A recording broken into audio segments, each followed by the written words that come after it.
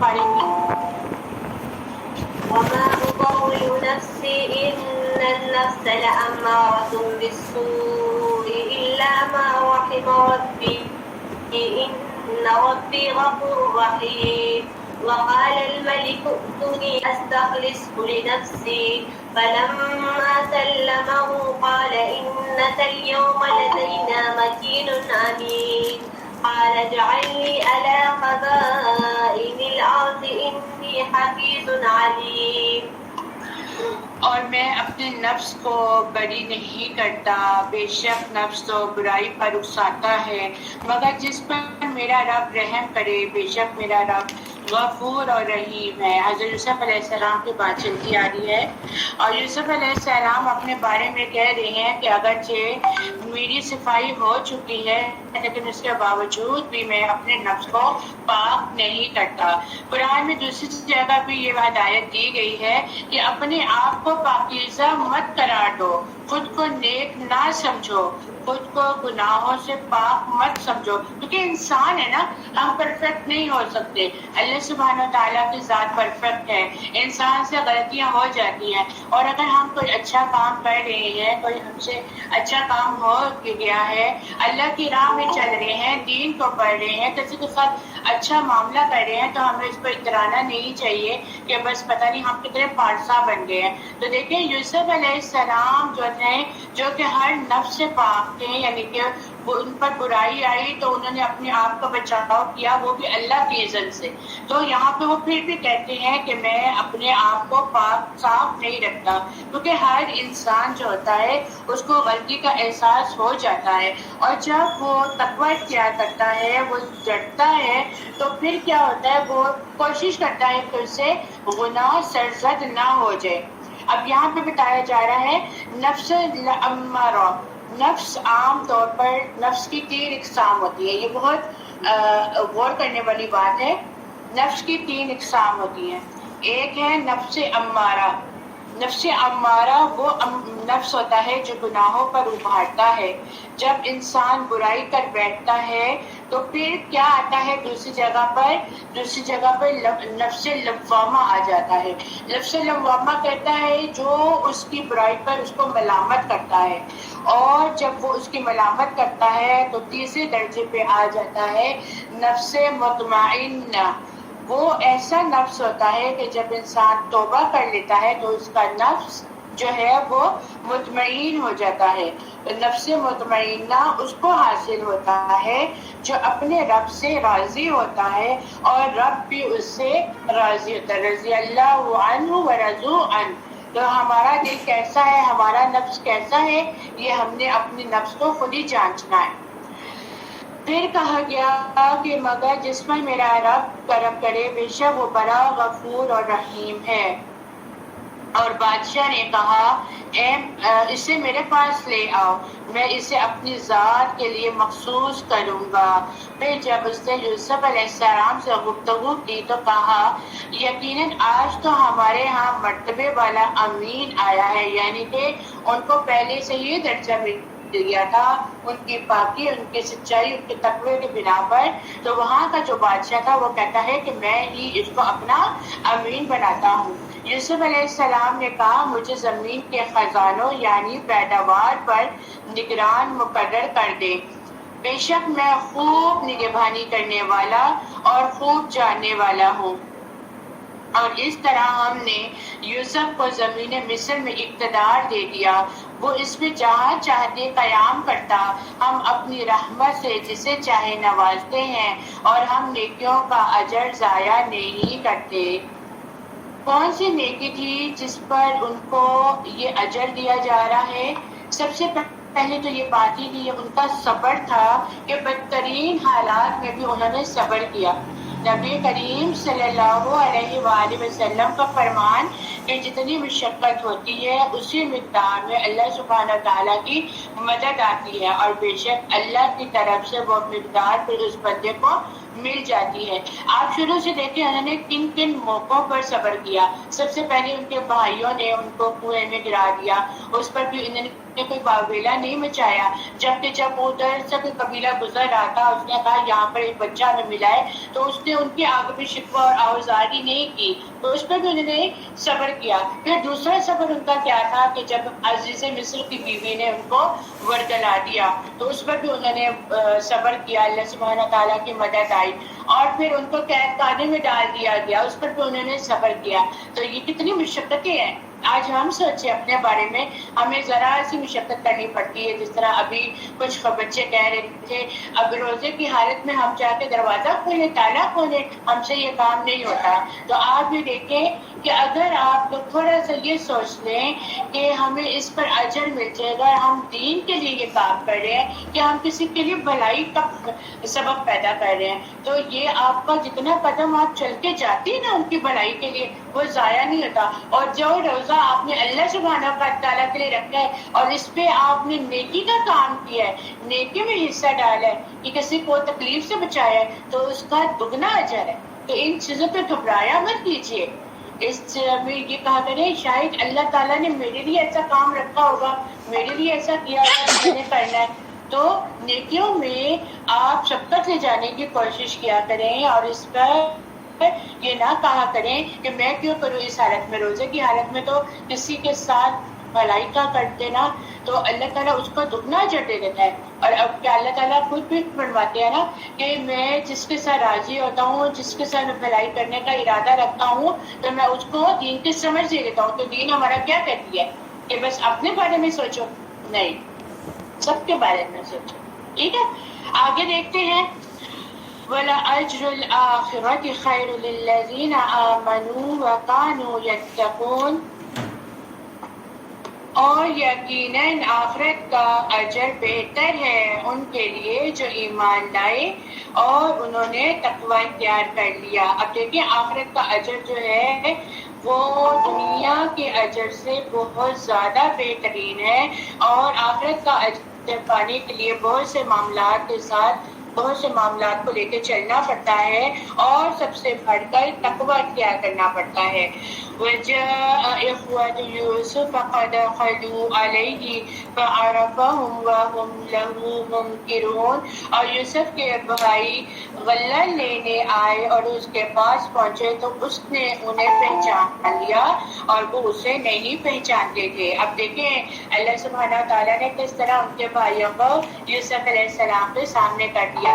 यूसुफ अलैहिस्सलाम तो पहचान गए, लेकिन वो भाई जो थे वो उनको नहीं पहचान सके। जाहिर सी बात है, जब वो छोटे थे उनको पूरे फेंक के चले गए, लेकिन अल्लाह सुब्हानहू व तआला ने यूसुफ अलैहिस्सलाम को हिकमत दी हुई थी ना इल्म की वजह से, तो उनको तो हर चीज पता चल गई, उन्होंने पहचान भी लिया।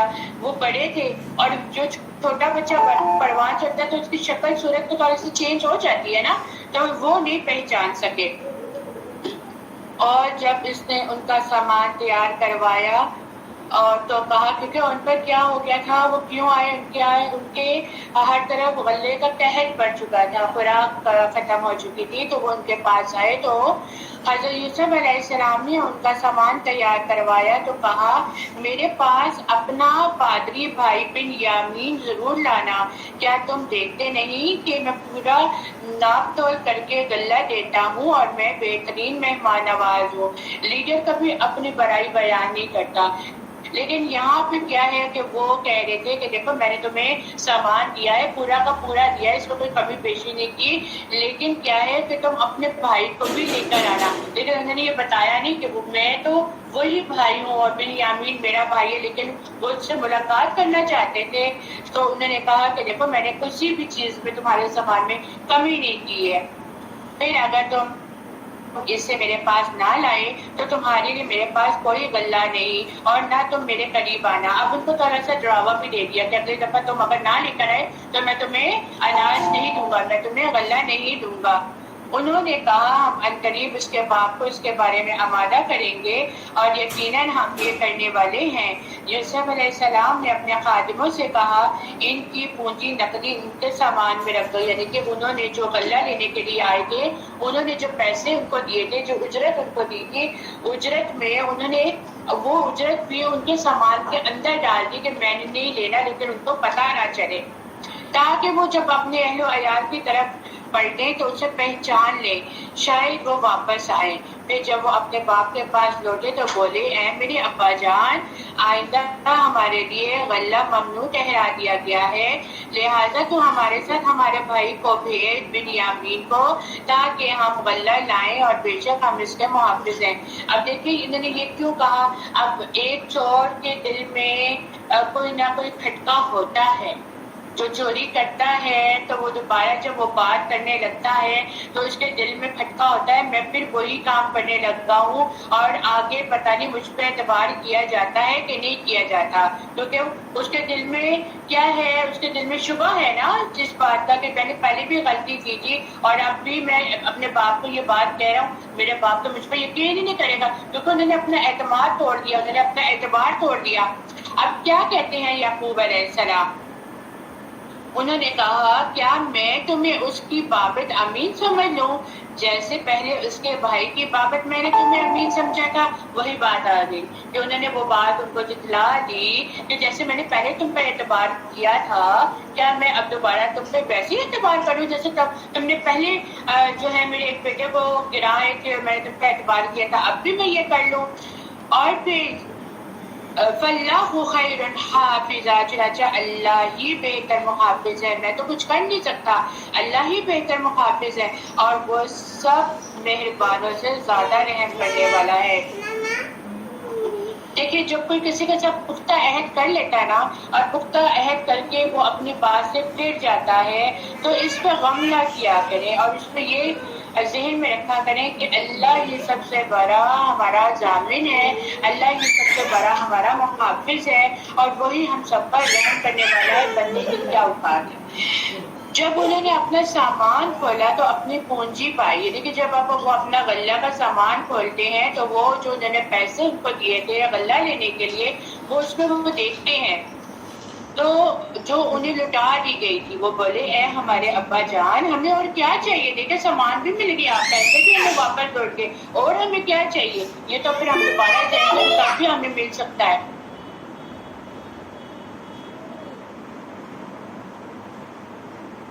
اور ہم اپنے اہل و عیال کے لیے غلہ لائیں گے اور اپنے بھائی کی حفاظت کریں گے، اور ہم ایک اونٹ کا غلہ زیادہ لائیں گے، یہ غلہ ملنا تو بہت آسان ہے۔ یعقوب علیہ السلام نے کہا میں اسے تمہارے ساتھ ہرگز نہیں بھیجوں گا حتیٰ کہ تم مجھے اللہ کا پختہ عہد دے دو کہ تم اسے ضرور میرے پاس لاؤ گے، سوائے اس کے کہ تم گھیر لیے جاؤ۔ اب وہ ان کو یقین نہیں ہے، پھر بھی وہ اللہ کا پختہ اللہ کی قسم کھا کے کہتے ہیں کہ مجھ سے وعدہ لو، اللہ کا وعدہ لو کہ تم واپس اس کو لے کر آؤ گے۔ پھر جب انہوں نے اسے اپنا پختہ عہد دے دیا تو وہ بولا جو کچھ ہم کہتے ہیں اللہ اس پر ضامن ہے، کہ اللہ ہی اس کا وکیل ہے، اور اس نے کہا اے میرے بیٹو تم ایک ہی دروازے سے داخل نہ ہونا بلکہ متفرق دروازوں سے داخل ہونا۔ اب دیکھیں اولاد تو ان کی بھی وہ بھی تھی، اولاد یہ بھی ہے، اب کوئی باپ اپنی اولاد میں فرق نہیں کرتا، بے شک وہ دو ماؤں میں سے تھے، اور لیکن وہ جو باپ ہے، باپ کی تو ساری اولاد ایک جیسی ہوتی ہے۔ اب ان کو یہ تھا کہ میرے یہ بچے بھی جو ہیں ماشاءاللہ خوبصورت ہیں، اونچے کاٹ کے ہیں، چوڑے جسموں والے ہیں، خوبصورت ہیں، حسین ہیں، تو وہ ایک دروازے سے داخل نہ ہو بلکہ الگ الگ دروازے سے داخل ہوں۔ کیونکہ اور میں تمہیں اللہ کے حکم سے بھی کفایت نہیں کر سکتا، حکم تو اللہ ہی کا ہے، اسی پر میں نے توکل کیا ہے، توکل کرنے والوں کو اسی پر توکل کرنا چاہیے۔ اب یعقوب علیہ السلام نے ایسا کیوں کہا تھا؟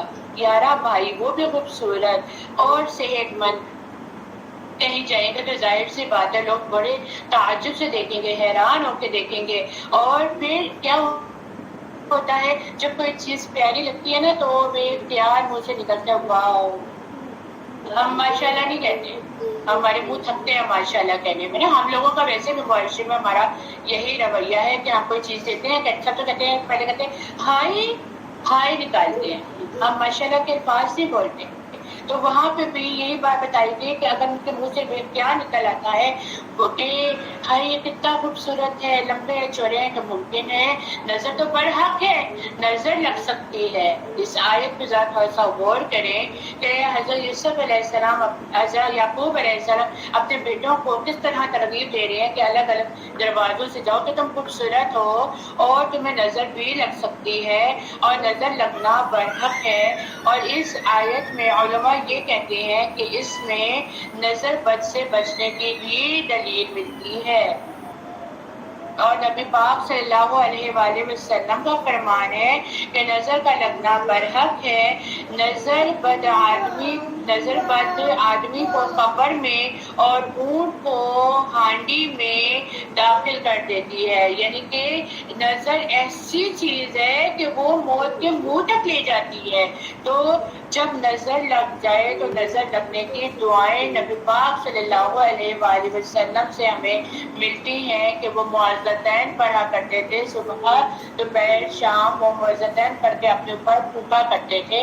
اور آپ لوگوں کو جو میں نے کتاب دی ہے یہاں پر مکمل طور پر نظر بد کی جو ہے وہ صحیح تفسیر سے نبی پاک صلی اللہ علیہ وسلم کی سنت سے ہر طریقہ لکھا گیا ہے، تو اس کو آپ ایک دفعہ پڑھ لیجئے گا۔ اور اگر کبھی ایسا نظر لگنے کا خدشہ ہو تو ہم نظر بد کی بجائے کہ تعویذ دھاگوں کا استعمال کریں، بہترین یہ ہے کہ معوذتین کو پڑھیں، پانی میں دم کر کے اس کو پی لیں اور دم ڈال دیں۔ اور جب وہ داخل ہوئے جہاں سے ان کے باپ نے ان کو حکم دیا تھا اور انہیں اللہ کے حکم سے ذرا بھی نہیں، اور انہیں اللہ کے حکم سے ذرا بھی نہیں بچا سکتا تھا، مگر یعقوب کے دل میں ایک حاجت تھی جو وہ پوری کر چکا، اور بلا شبہ ہماری تعلیم دینے کی وجہ سے وہ صاحب علم تھا، لیکن اکثر لوگ علم نہیں رکھتے۔ حضرت یعقوب علیہ السلام کو ساری بات کا پتہ تھا، اللہ سبحانہ تعالیٰ نے انہیں علم کے ساتھ حکمت بھی دی تھی، اس کے عوض انہوں نے یہ بات کہہ دی کہ بھئی آپ لوگ ایسا کرنا، ان کی جو دل میں خواہش تھی کہ تم لوگ اس طرح کرنا تو زیادہ بہتر ہوگا، اور اگر تم نہیں کرو گے نقصان اٹھانے والے تم ہی ہو جاؤ گے۔ اور جب وہ یوسف کے پاس پہنچے تو اس نے اپنے سگے بھائی بن یامین کو اپنے پاس جگہ دی اور کہا بے شک میں تیرا بھائی ہوں، لہذا اس کا غم نہ کر جو کچھ وہ کرتے رہے ہیں۔ اب کیا ہے، تیرے بھائیوں کے پاس تھے بن یامین، جب ملے تو یوسف علیہ السلام نے ان کو تسلی دی کہ میں ہی تمہارا بھائی ہوں، تم غم نہ کرو، تم افسوس نہ کرو، جو ہو چکا وہ ہو چکا۔ یہی معافی کرنے کا جذبہ ہوتا ہے ایک مومن میں۔ غلطیاں ہو جاتی ہیں، ہر ایک سے ہو جاتی ہیں، اب اس غلطیوں کو لے کر بیٹھے نہیں رہنا چاہیے، اس کو لے کر رگڑتے نہیں رہنا چاہیے، بلکہ اس کو جو ہو گیا سو ہو گیا، اس کو درگزر کر کے آگے بڑھ جانا چاہیے۔ اور یہاں پر بھی ہمیں یہی تعلیم یوسف علیہ السلام سے ملتی ہے کہ معاف کرنے کا جذبہ اپنے دل میں رکھیں، اپنے دل سے سارے بغض سب کینہ وغیرہ کو نکال دیں، جبکہ خالی منہ سے صرف کہہ دینا کافی نہیں ہوتا، جبکہ آپ کا دل پاک نہ ہو۔ اور جب ہم ان باتوں کو چھوڑ دیتے ہیں نا تو کبھی بھی ڈپریشن نہیں ہوتا۔ دیکھیں انسان ہے، گھروں میں بہت سے معاملات ہو جاتے ہیں، اور جب گھروں میں معاملات ہو جاتے ہیں تو اس پر کیا ہے، بہت بڑا دل کرنا پڑتا ہے، بہت درد و در سے کام لینا پڑتا ہے، اور دل کو بڑا کر کے ہر چیز کو اللہ کے حوالے کر دینا چاہیے۔ جب اللہ کے حوالے کر دیتا ہے نا انسان تو پھر انسان کے دل سکون آ جاتا ہے، پھر وہ اپنے آپ کو ڈپریشن میں نہیں ڈالتا۔ اور اگر وہ نہیں کرتا ڈپریشن میں جب چلا جاتا ہے تو ظاہر سی بات ہے ڈائبٹیز کا مریض وہ ہو جائے گا، بلڈ پریشر کا مریض وہ ہو جائے گا، ہارٹ پیشنٹ وہ ہو جائے گا، ہر طرح کی بیماریاں وہ خود پہ لاحق کر لیتا ہے۔ لیکن آپ کے جو اپوزٹ ہیں، آپ کے جو برعکس ہیں، ان کو کوئی فرق نہیں پڑتا۔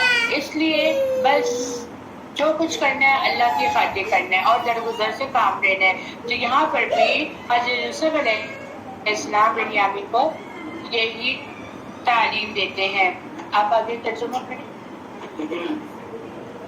فلما جهزهم بجهازهم جعل سقاية في رحل أخيه، پھر جب انہیں ان کا سامان اسباب ٹھیک ٹھاک کر کے دیا تو اپنے بھائی کے اسباب میں پانی پینے کا پیالہ رکھ دیا۔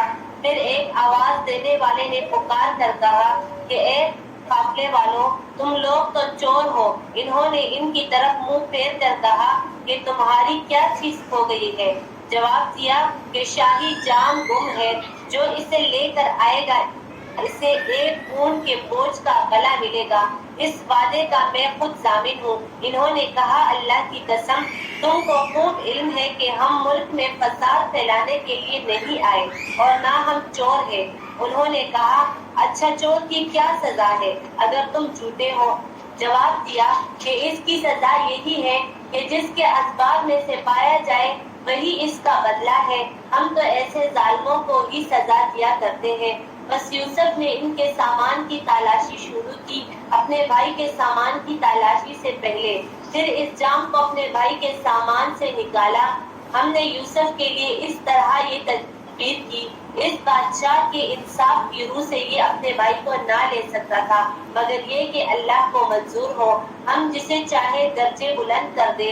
हर ज़ी इल्म से तौफीक रखने वाला और दूसरा इल्म मौजूद है। लेकिन ये भी अल्लाह ताला की वही के जरिए ही उनको ये तरकीब दी गई कि आप जो बिन्यामीन है उनको अपने पास रख लें, और इस तरह करके तो आप उनको रख लेंगे, वरना वो उसको भी साथ में ले जाएंगे। तो इसीलिए उन्होंने बिन्यामीन के बोरे में वो प्याला, पानी का प्याला रख दिया, और फिर उन्होंने कहा कि देखो अब ये जो है आप रख दिया गया है, तो इसकी सजा यही होगी कि वो मेरे पास रह जाएगा। तो इस आयत से क्या पता चलता है, और हर साहिब इल्म के ऊपर एक ज्यादा इल्म वाला है, यानी हर आलिम से बढ़कर कोई ना कोई आलिम होता है।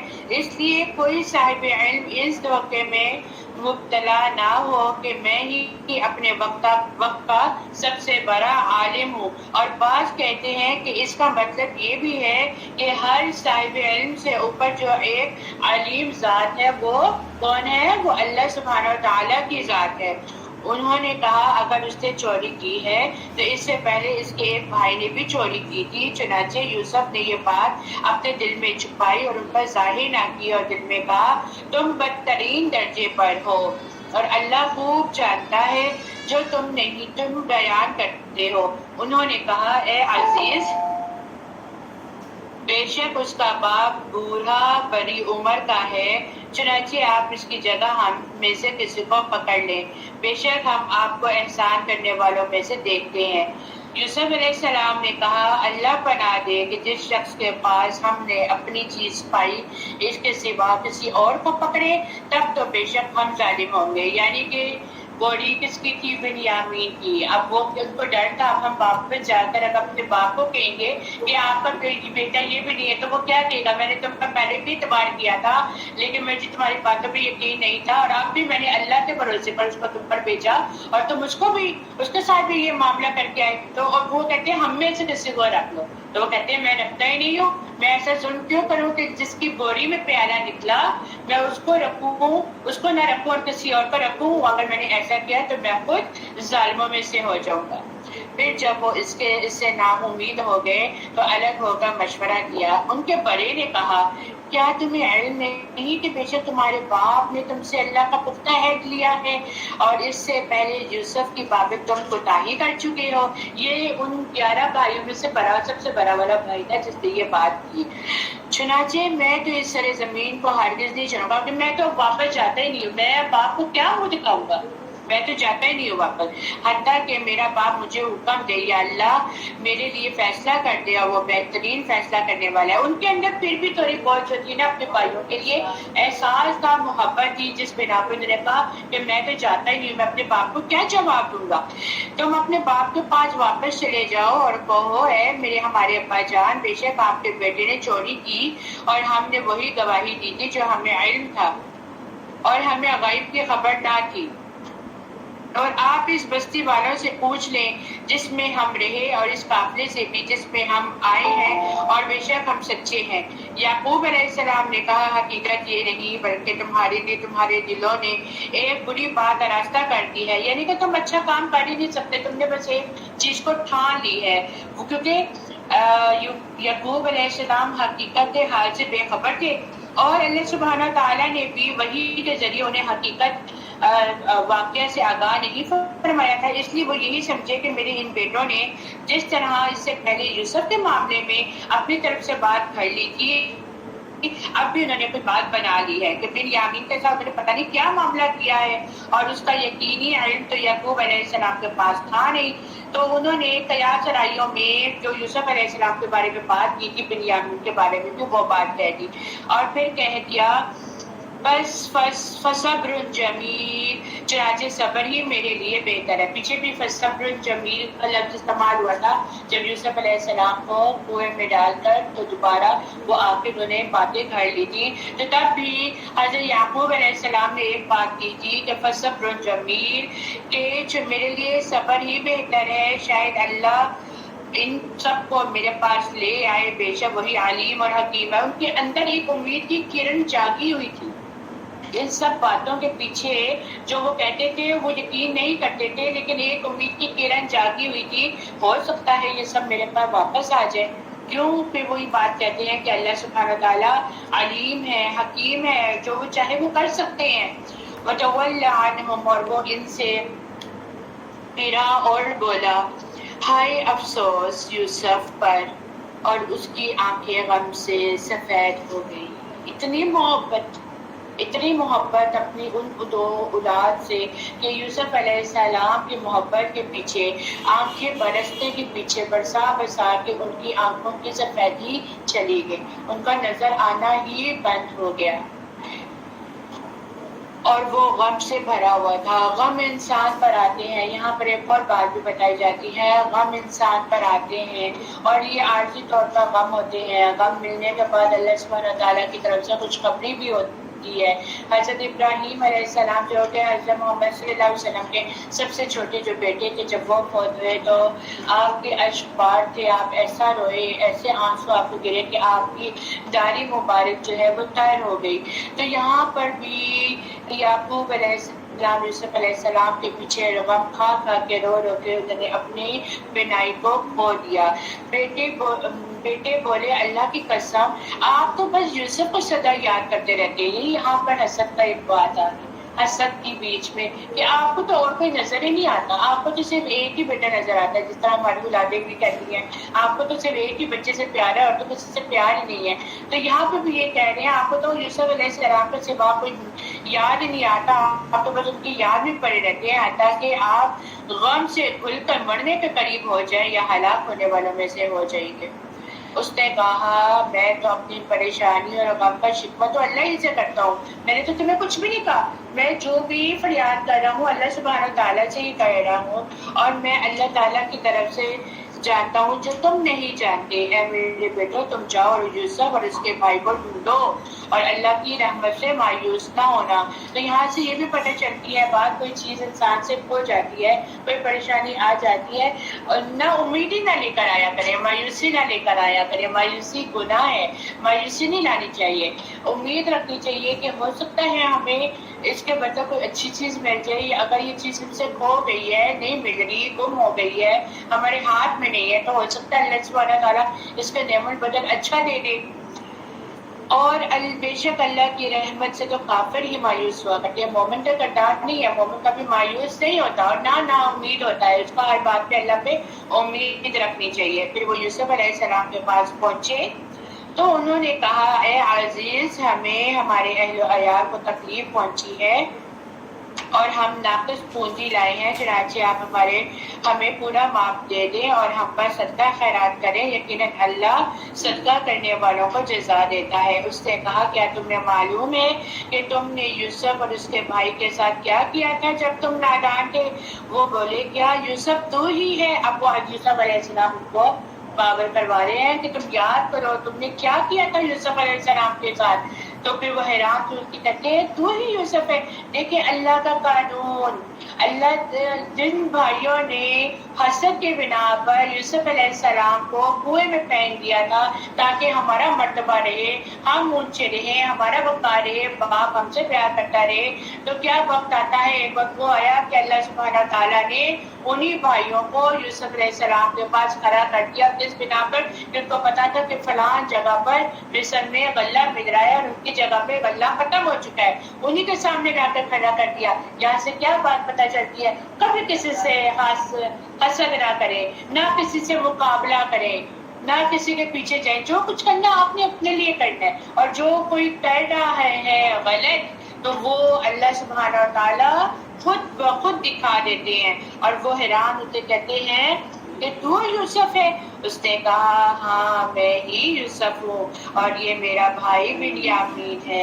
یقیناً اللہ تعالیٰ نے ہم پر احسان کیا ہے.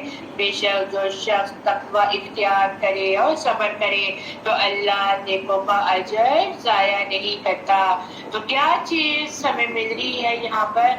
2 کی پوائنٹس ہمیں یہاں پر دوبارہ سے دیے جا رہے ہیں, صبر اور تقوی.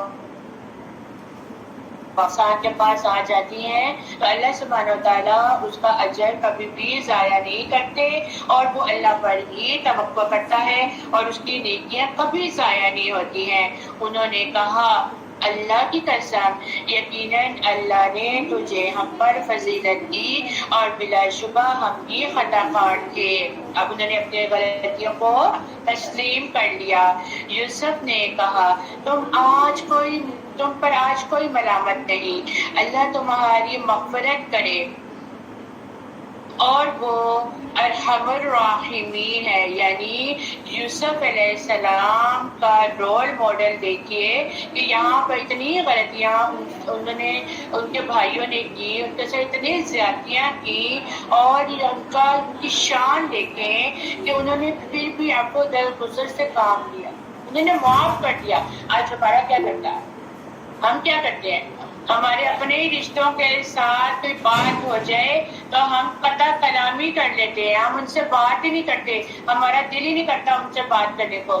دیکھیں انہوں نے جو کیا وہ کیا. آپ اپنے کردار سے پہچانے جائیں گے, کیونکہ آپ کا صلہ اللہ نے آپ کو دینا ہے, وہ تو اپنے اس کو پا چکے. انہوں نے جو غلطیاں کی تھیں انہوں نے اپنی سزا پا چکے. کہ دیکھیں وہ سب سے پہلی بات تو یہ نظر آتی ہے کہ ان کا باپ پھر بھی اپنے یوسف اور بنیامین کو ہی یاد کرتا رہا, پھر بھی اس کی جگہ ان بھائیوں کی جگہ نہ بنی. دیکھیں تو اسی لیے جو بھی ہو, جو زیادتیاں کرتا ہے کوئی بات نہیں, صرف یہ کہہ دے میرا اللہ تو دیکھ رہا ہے, اللہ معاف کرنے والا. حالانکہ بہت مشکل کام ہے, بہت مشکل ہے, لیکن انعام بھی تو یہاں پہ رکھ دیا گیا ہے نا پھر ایسے لوگوں کے لیے. تو اس لیے آپ کو درگزر سے کام لیں, دل زیادہ ہو سجدہ کر لیا کرے اللہ کے آگے, اللہ بہت سکون دیتے ہیں. تم میری یہ قمیض لے جاؤ. اب یوسف علیہ السلام کہتے ہیں تم میری یہ قمیض لے جاؤ اور اسے میرے باپ کے چہرے پہ ڈال دو, وہ بینا ہو جائے گے. یہ بھی ایک معجزہ تھا, وہ بھی اللہ کی اذن سے. ان کے اندر کوئی ایسا نہیں تھا, اللہ کی اذن سے ان کو دیا گیا تھا. اور تم اپنے تمام اہل و عیال کو میرے پاس لے آنا.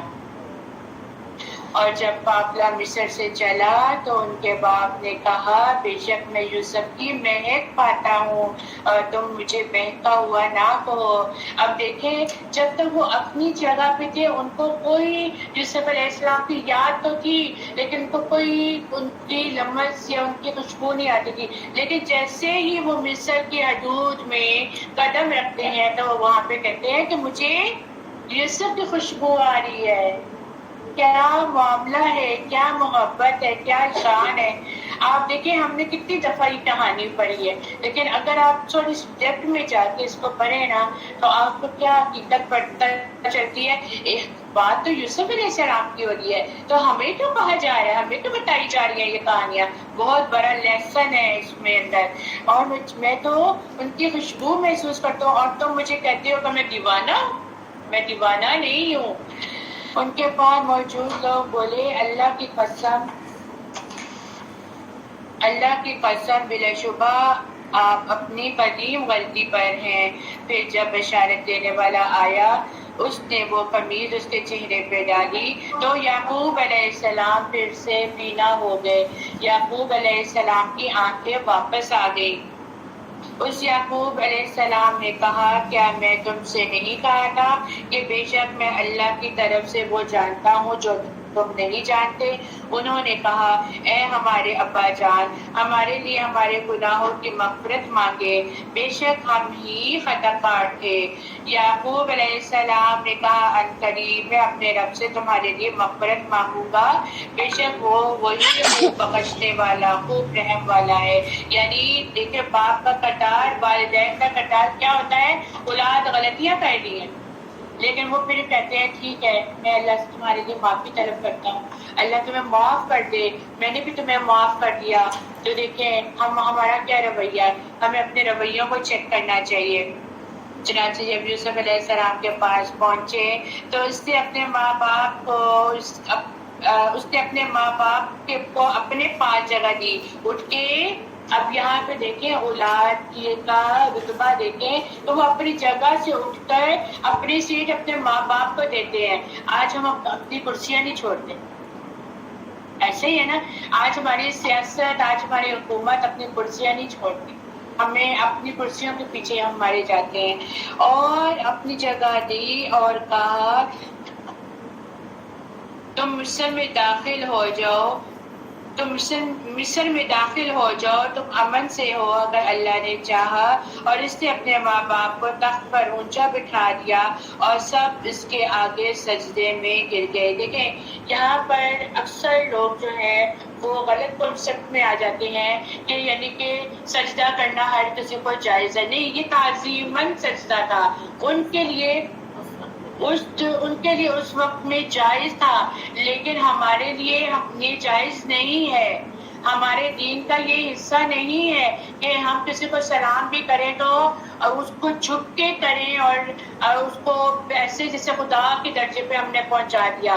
یہ بہت بڑی غلطیاں ہیں جو ہم اکثر کرتے ہیں۔ سوری ٹو سے اس بات پر آ کے میں تھوڑا سا اور لے کر جاؤں گی، جو زیارتوں میں جا کر ادھر جا کر سجدے ریز ہو جاتے ہیں، سب سے بڑی غلطی ہے، یہ غلط ہے، یہ غلط ہے۔ یا کسی نے کچھ اپنے پیر فقیر بنائے ہوئے ہیں اور ان کو پیر فقیروں کے پاس جا کر تو بالکل ہی لیٹ جاتے ہیں ان کے آگے، خدا نہ خواستہ جیسا خدا کے درجے پہ ان کو بٹھا دیا ہے۔ تو یہ اس چیز میں اس کو ہائی لائٹ کر کے آگے بریکٹ میں لکھ لیجئے، یہ اس وقت جائز تھا لیکن اب ہمارے دین میں اس چیز کی ممانعت ہے، اس چیز کی اجازت نہیں ہے، ہم کسی کو جھک کر سلام بھی نہیں کر سکتے ہیں۔ عزت کے ساتھ سلام کرنا ایک ہے، آپ دونوں ہاتھوں سے سلام کریں، یہ عزت کا مقام ہے، عزت کے ساتھ گلے ملے، یہ عزت کا مقام ہے، لیکن بالکل ہی سجدہ ہو کے رہ جائیں، یہ گناہ ہے، یہ غلط ہے،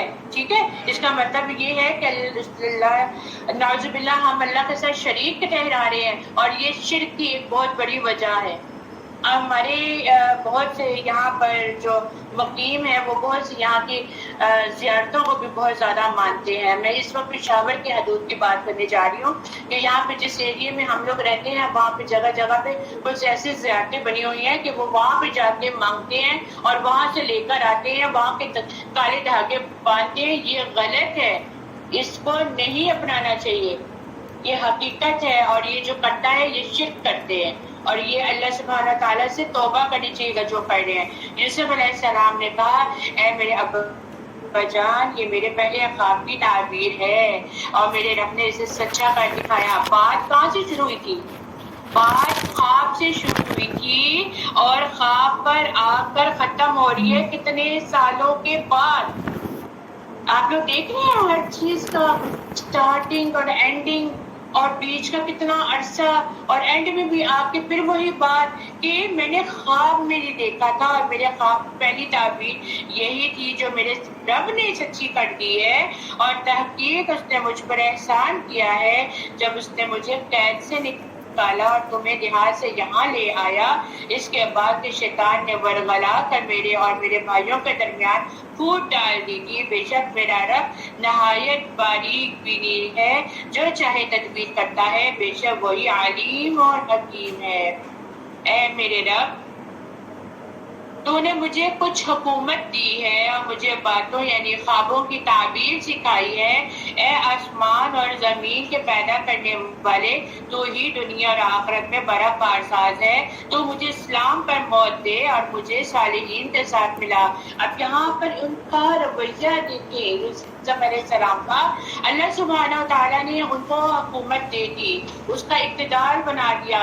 اللہ سبحانہ و تعالیٰ نے ان کو معجزات یہ دے دیے کہ وہ خوابوں کی تعبیر بتاتے تھے، اور ان کا کردار دیکھے وہ پھر بھی عاجزی اور انکساری کے ساتھ آسمانوں اور زمین کے رب کو پکارتے ہوئے کہہ رہے ہیں کہ اللہ تعالیٰ مجھے موت اسلام پر اٹھانا، مجھے جب موت دینا تو اسلام کی موت دینا، اور مجھے صالحین کے ساتھ ملانا۔ صالحین کون ہوتے ہیں؟ جو نیک کام کرتے ہوئے اپنی آخرت کا سودا کر لیتے ہیں۔ اور آج ہم کیا مانگتے ہیں؟ آج ہم دنیا کی صحبت مانگتے ہیں۔ تو ہمیشہ دعا کیا کریں، اچھی صحبت کی دعا کیا کریں کہ اللہ تعالیٰ ہمیں ایسی صحبت عطا فرما جو ہمیں رب سے جا ملا دے، ایسی ہمیں صحبت دے جو ہمیں اللہ اور اس کے رسول تک پہنچا دے۔ ورنہ دنیا کے بہت سے لوگ ایسے ہیں جو دنیا کی باتیں کر کے دنیا کی طرف بھی جا کے بات کو ختم کر دیتے ہیں۔ ذَلِكَ مِنْ أَنْبَاءِ الْغَيْبِ نُوحِيهِ إِلَيْكَ وَمَا كُنْتَ لَدَيْهِمْ إِذْ أَجْمَعُوا أَمْرَهُمْ وَهُمْ يَمْكُرُونَ۔ یہ غیب کچھ خبریں ہیں، یہ ہم آپ کی طرف وحی کرتے ہیں، اور آپ ان برادران یوسف کے پاس نہیں تھے جب انہوں نے اپنی ایک بات پر اتفاق کیا اور وہ مکر رہے تھے۔ اب کیا یعنی یوسف علیہ السلام کے ساتھ جب کہ انہیں کنویں میں پھینک آئے تھے، اور پھر یہاں پہ مراد یعقوب علیہ السلام ہے کہ انہوں نے کہہ دیا تھا کہ یوسف علیہ السلام کو بھیڑیا کھا گیا ہے اور یہ اس کی قمیص ہے جو خون میں لت پت ہے۔ یہ ایک بہت بڑا فریب دیا تھا انہوں نے، یہ ایک بہت بڑا دھوکہ دیا تھا۔ حالانکہ یعقوب علیہ السلام نے اس وقت کہا تھا اچھا اگر اس بھیڑیے نے کھا لیا ہے یوسف علیہ السلام کو تو قمیص بھی تو پھٹی ہونی چاہیے تھی نا۔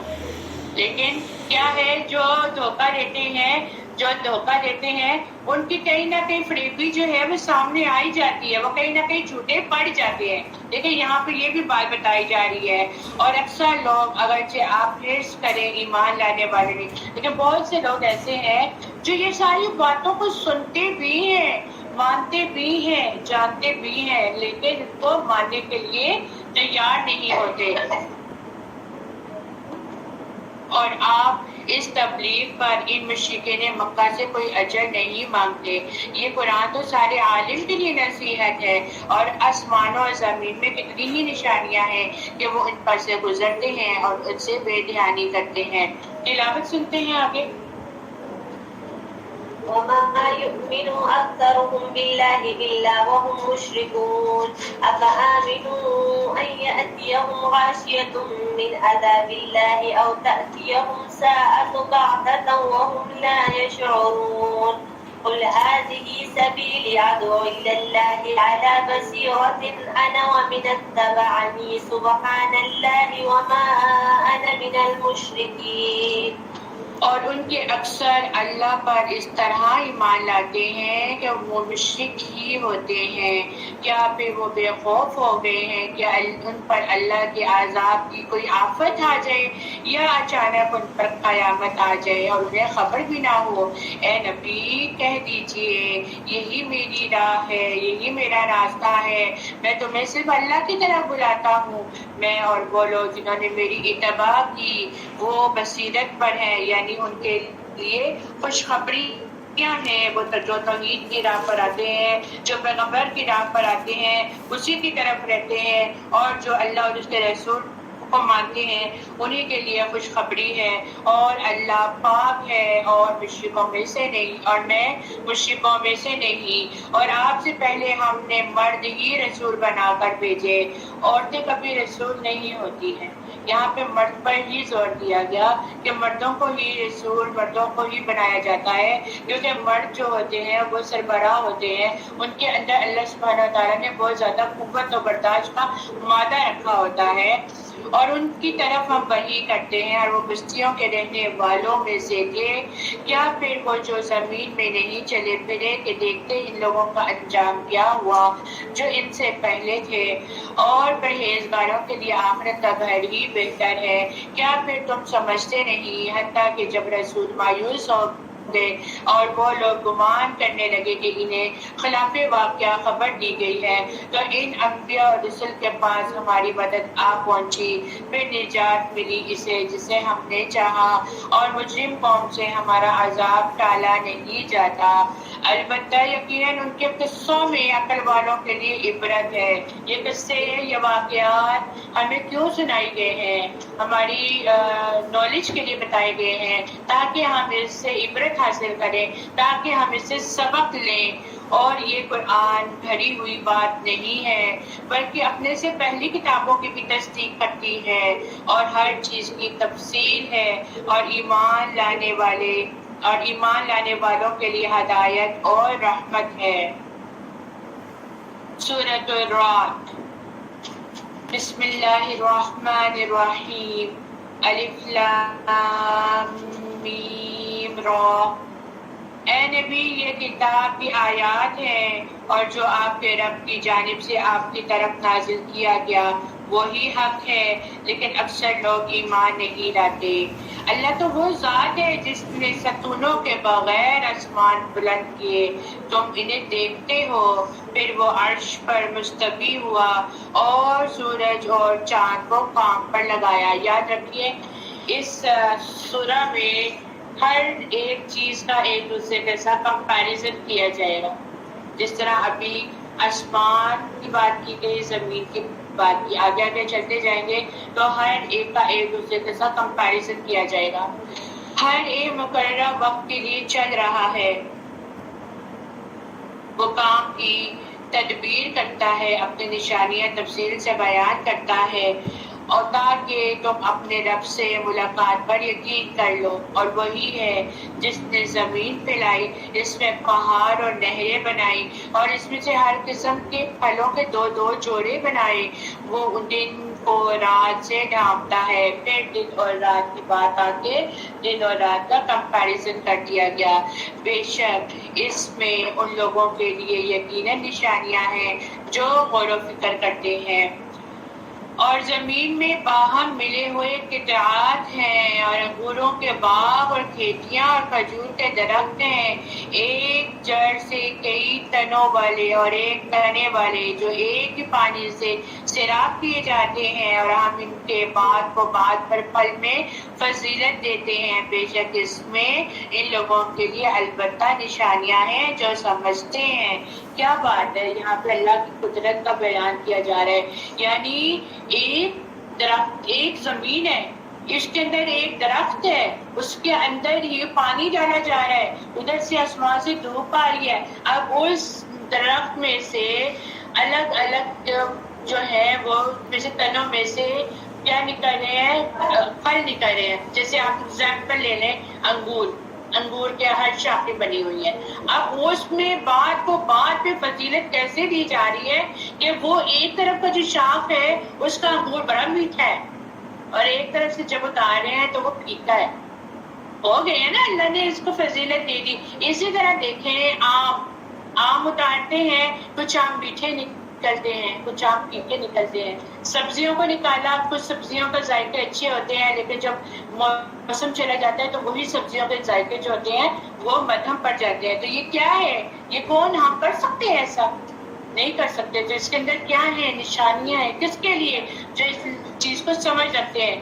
اب روزے شروع ہو چکے ہیں، آپ لوگوں کے گھروں میں طرح طرح کے فروٹس آئیں گے انشاءاللہ تعالی، آپ لوگ اس سے کھائیں گے، اس کو پیئیں گے۔ اب خربوزے آئیں گے تو آپ لوگوں کے اپنے ہی الفاظ ہوں گے، یہ خربوزہ تو میٹھا نہیں ہے، اس میں چینی ڈالو، یہ خربوزہ تو میٹھا ہے۔ دیکھو یہ اللہ کی شان ہے کہ اللہ نے میٹھے کو اس پہ فوقیت دے دی، اس پھیکے والے پہ۔ تو یہ کرنے والا کون ہے؟ یہ اللہ سبحانہ وتعالیٰ کی ذات ہے۔ وَإِن تَعْجَبْ فَعَجَبٌ قَوْلُهُمْ أَإِذَا كُنَّا تُرَابًا أَإِنَّا لَفِي خَلْقٍ جَدِيدٍ۔ اور اگر آپ تعجب کریں تو ان کا یہ کہنا عجیب تر ہے کہ جب ہم مٹی ہو جائیں گے تو کیا ہم البتہ نئی پیدائش میں ہوں گے؟ یعنی جس ذات نے پہلی مرتبہ پیدا کیا اس کے لیے دوبارہ اس چیز کا بنانا مشکل نہیں ہے، وہ پیدا کر سکتا ہے۔ لیکن کفار کی یہ باتیں بہت ہی عجیب ہیں جو کہتے ہیں کیا ہمیں دوبارہ پیدا کر دیا جائے گا جب ہمیں مارا جائے گا؟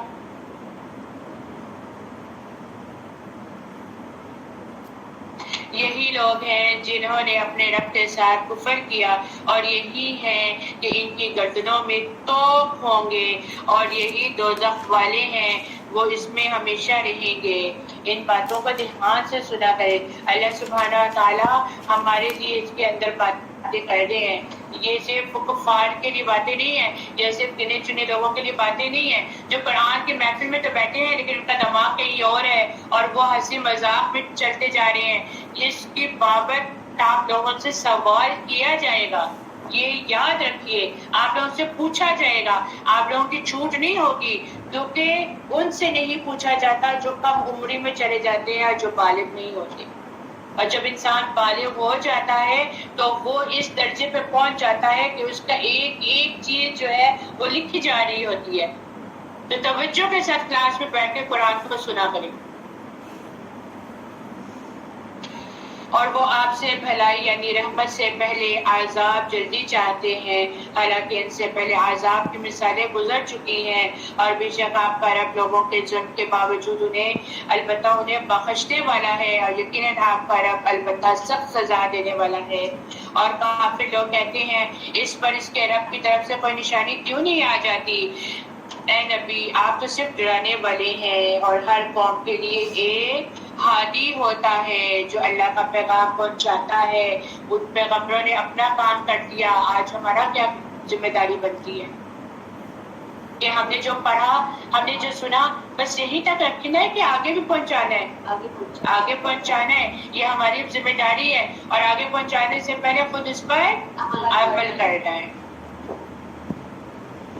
اللہ یعلم ما تحمل كل انثى وما تغیض الارحام وما تزداد، اور ہر قوم کے لیے ایک ہادی ہوتا ہے، اور اللہ جانتا ہے ہر مادہ جو کچھ پیٹ میں اٹھائی پھرتی ہے، اور جو کچھ رحم کم کرتے ہیں اور جو کچھ زیادہ کرتے ہیں، اور اس کے ہاں ہر چیز کی ایک مقدار مقرر ہے۔ وہ غیب اور ظاہر کا جاننے والا ہے، اور وہ بہت بڑا نہایت بلند ہے۔ اب یہاں پہ کیا مراد ہے؟ حمل کی مدت ہے جو عام طور پر تو 9 مہینے ہوتی ہے، لیکن یہ گھٹتی بڑھتی رہتی ہے۔ کسی وقت بھی یہ مدت 10ویں مہینے، اور کسی وقت یہ مدت جو ہے کبھی 7ویں مہینے کبھی 8ویں مہینے میں پوری ہو جاتی ہے۔ اس کا علم جو ہوتا ہے وہ اللہ کے سوا کسی کو بھی نہیں ہوتا۔ اب دیکھیں بعض لوگوں کو پیریڈز اپنے ٹائم پر آتے ہیں، بعض لوگوں کو پیریڈز کبھی جلدی آ جاتے ہیں اپنے ڈیٹ سے پہلے، کبھی بعد میں آ جاتے ہیں۔ لیکن یہ کون کر رہا ہے؟ یہ کس کے اختیار میں ہے؟ یہ اللہ سبحانہ تعالیٰ کے اختیار میں ہے۔ آپ لوگوں کو تھکاوٹ ہو رہی ہے، آپ لوگ ایسا کریں ذرا جنت میں درخت تو لگائیں، جنت میں درخت لگائیں اونچی آواز سے، شاباش۔ سبحان اللہ والحمد للہ ولا الہ الا اللہ واللہ اکبر ولا حول ولا قوت الا باللہ العلی العظیم۔ ٹھیک ہے، آپ چلے جا کے منہ دھو کر ہیں۔ ہاں جی آپ اٹھے، آپ لوگ ذرا 2 منٹ کے لیے کھڑے ہو جائیں، سب 2 منٹ کے لیے فوراً کھڑے ہو جائیں، صرف آپ لوگوں کو 5 منٹ کا وقت دیا جا رہا ہے۔ کھڑے ہو جائیں ذرا، آپ لوگ کھڑے ہو جائیں، شاباش، اور اپنے بازوں کو اوپر کر لیں، سب بالکل اوپر کر لیں، شاباش، بالکل سیدھا ایسے۔ اب نیچے کریں، دوبارہ اوپر کریں، پھر نیچے کریں، کریں آپ لوگ ذرا اعصاب کھلیں، شاباش۔ روزہ رکھ کے تو آپ اور زیادہ ڈھیلے ہو گئے۔ چلے بیٹھ جائیں۔ اعوذ باللہ من الشیطان الرجیم۔ آپ لوگ تو صرف سن رہے ہیں بچوں، ہم لوگ تو پڑھا رہے ہیں۔ ہمت دے. اللہ تعالیٰ آپ سب سے قبول کرے. قرآن کی محفل میں آپ جو روزے کی حالت میں بیٹھے ہیں یہ نیکی ہے, یہ اجر ہے. اور آپ رشقہ اللہ آپ کو ہدایت دے. آپ کلاس میں بہت زیادہ ڈسٹربنس کریٹ کرتی ہیں. شیطان تو بند ہو گئے لیکن آپ کے اندر ابھی بھی ہے, بہت چھوڑ گیا ہے, آپ کے نفس میں ڈال گیا. اعوذ باللہ من الشیطان الرجیم.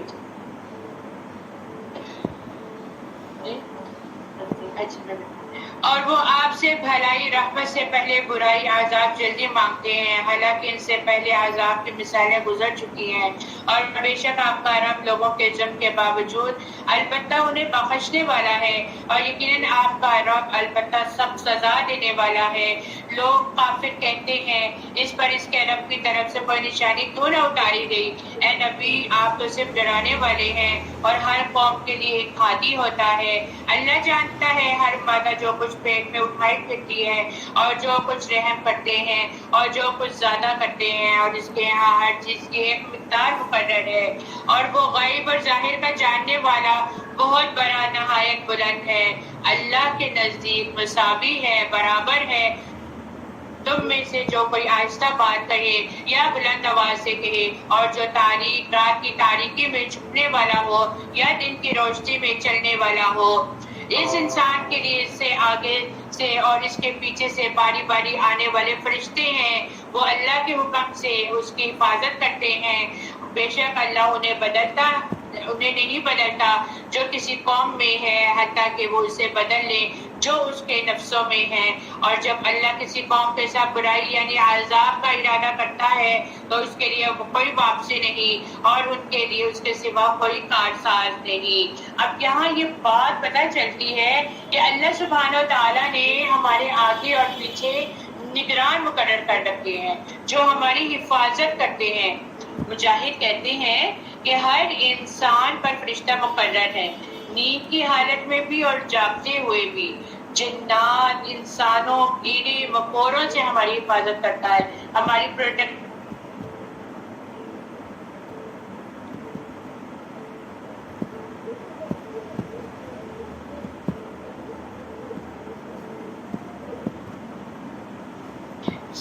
کے ذریعے ہمارے فرشتے مقرر کر رکھے ہیں. ورنہ اگر اللہ تعالیٰ ہمارے لیے کوئی فرشتہ مقرر نہ کرتے تو کیا ہوتا؟ ہر وقت ہم لوگ نقصان اٹھانے والوں میں سے رہ جاتے, ہر وقت ہمارے اوپر کوئی نہ کوئی تکلیف آ جاتی, اور جو تکلیف بھی کسی کو آتی ہے وہ اللہ ہی کے اذن سے آتی ہے. وہی ہے جو تمہیں ڈرانے اور امید دلانے کے لیے بجلی دکھاتا ہے اور بھاری بادل پیدا کرتا ہے. دیکھیں, امید کی کرن ایک آگی اور ایک ڈراوا آ گیا. یہاں پہ بھی کمپیریزن کر دیا گیا امید اور خوف کا, کہ جب بارش ہوتی ہے, بادل گرجتے ہیں, تو ایک طرح سے وہ بادل جو ہوتے ہیں وہ ہمیں ڈراتے ہیں, خوف آتا ہے اس کی آپس میں بجنے سے, خوف آتا ہے. بارش آتی ہے تو بارش سے ہمارا دل اچھا ہو جاتا ہے, لیکن وہی بارش جب زیادہ ہو جاتی ہے تو وہ ہمارے لیے ڈراوے کا سبب بن جاتی ہے. کسی کے مکان گر جاتے ہیں, کسی کا کچھ ہو جاتا ہے, یعنی کہ وہ ہمارے لیے نقصان کا باعث بن جاتی ہے. اس لیے ہر چیز میں اللہ سبحانہ تعالیٰ سے جب بارش ہوا کرے تو اللہ تعالیٰ سے دعا کیا کریں, اللہم صیبا نافعا, کہ اللہ تعالیٰ یہ بارش ہمارے لیے نفع بخش بنانا, نفع والی بنانا. اور بادل کی گرج اس کی حمد کے ساتھ تسبیح پڑھتی ہے, اور فرشتے بھی اس کے خوف سے تسبیح پڑھتے ہیں. اب بادل کی گرج جب آپس پر ٹکراتی ہے تو ہم لوگوں کا حال کیا ہوتا ہے؟ ایک دم سے بادل گرجتے ہیں تو ہم خوف میں آ جاتے ہیں نا. اور رات کی تاریکی کو دیکھیں تو رات کی تاریکی میں جب لائٹ بھی نہ ہو, بادل بھی گرجے, تو کیا عالم ہوتا ہے, خوف ہوتا ہے نا. تو اس پہ اللہ سبحانہ تعالیٰ کی ہم بیان کرنی چاہیے, استغفار کرتے رہنا چاہیے, اللہ سے توبہ کرنی چاہیے. اور پھر فرشتے بھی جو ہیں وہ اللہ سبحانہ تعالیٰ کی تسبیح بیان کرتے ہیں, اور وہی کرکتی بجلیاں بھیجتا ہے, پھر انہیں جن پر چاہے گرا دیتا ہے. یہ بھی اللہ کی مشیت سے ہوتا ہے کہ اللہ تعالیٰ جس پر چاہتا ہے پھر اس پر گرا دیتا ہے, جبکہ وہ اللہ کی بابت چھگا نہیں ہوتے ہیں, اور وہ شدید قوت والا ہے, اسی کو پکارنا پر حق ہے.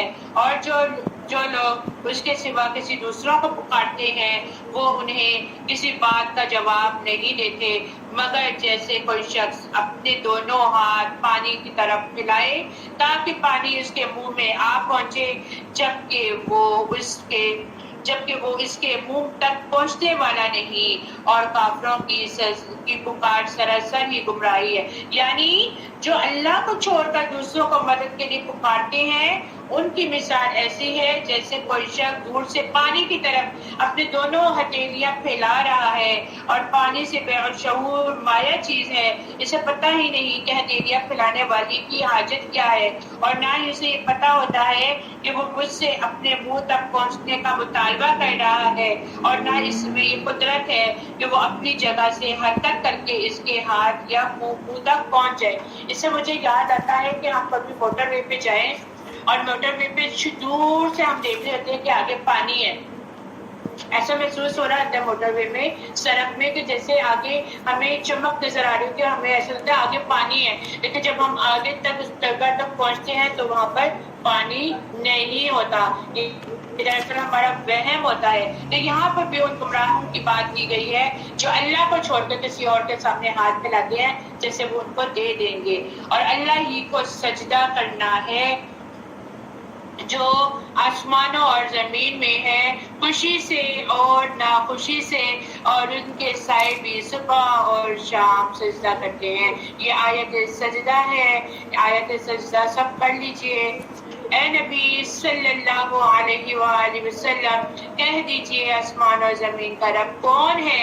کہہ دیجئے اللہ، اور کہیے پھر کیا تم نے اللہ کے سوا ایسے حمایتی بنا رکھے ہیں جو خود اپنے نفع نقصان کے مالک بھی نہیں؟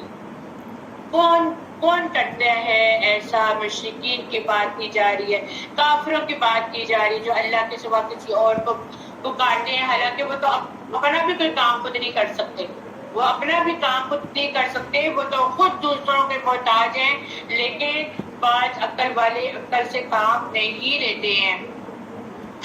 کہہ دیجئے کیا اندھا اور دیکھنے والا برابر ہو سکتا ہے؟ پھر اندھا اور نابینا کیا کمپیریزن کر دیا گیا؟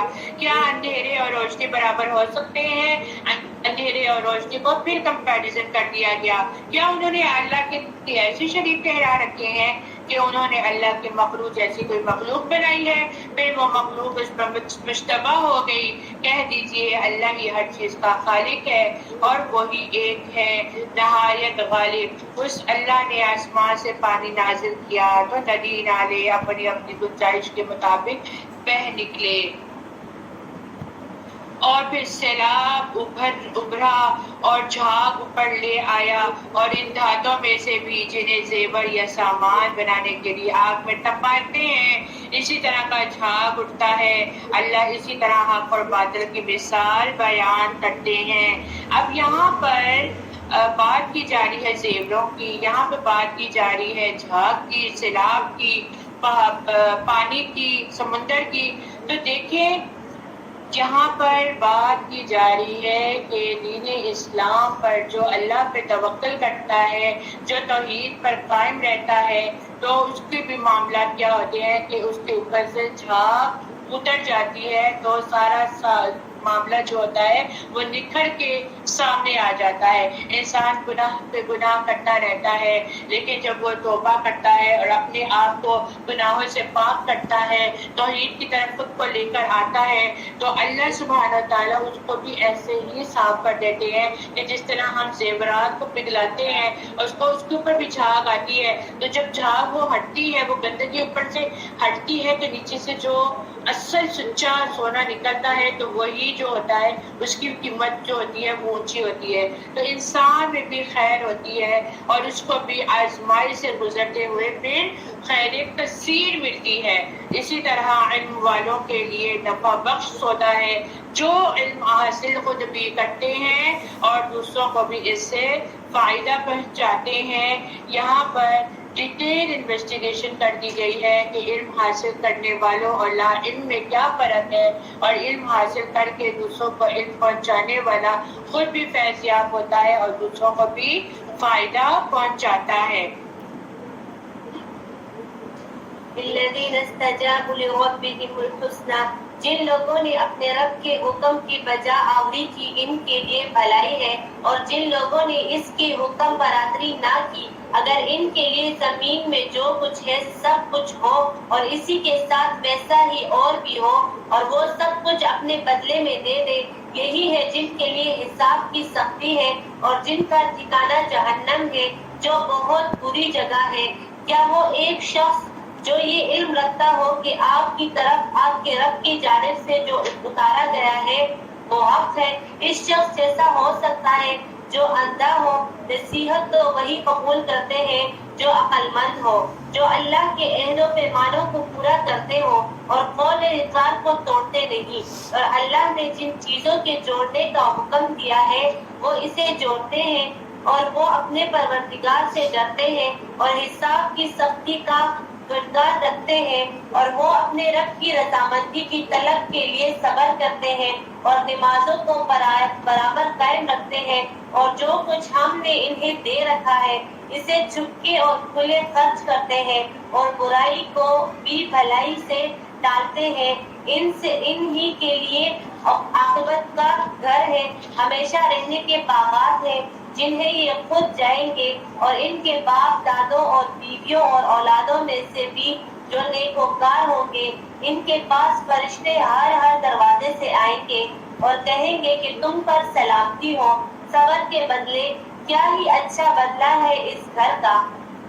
یہاں پر دیکھیے کہ جنہوں نے اپنے چہرے کی طلب میں اللہ سبحانہ تعالیٰ کے چہرے کی طلب میں صبر کیا اور نماز قائم کی اور انہوں نے برائی کے بدلے دوسروں کو بھلائی دی اور گناہ ہو گئے تو اس پہ اللہ تعالیٰ سے معافی مانگی، اور اگر ان کے پاس مال ہے تو ان کو اعلانیہ اور چھپے ہوئے خرچ بھی کیا اور لوگوں کے ساتھ اچھا معاملہ کیا تو وہی آخرت کی جنت کو پا سکتے ہیں۔ ایسے لوگوں کی کوالٹیز بیان کر دی گئی ہیں کہ جنت پانے والے سب سے پہلے صبر کریں، نماز قائم کریں اور اللہ سبحانہ تعالیٰ کے مال میں سے خرچ کریں، اور پھر برائی اگر کسی نے کر دی ہے تو بھلائی کرتے جائیں، تو اللہ سبحانہ تعالیٰ کے لیے ایسے لوگوں کے لیے جنات کے باغات ہیں۔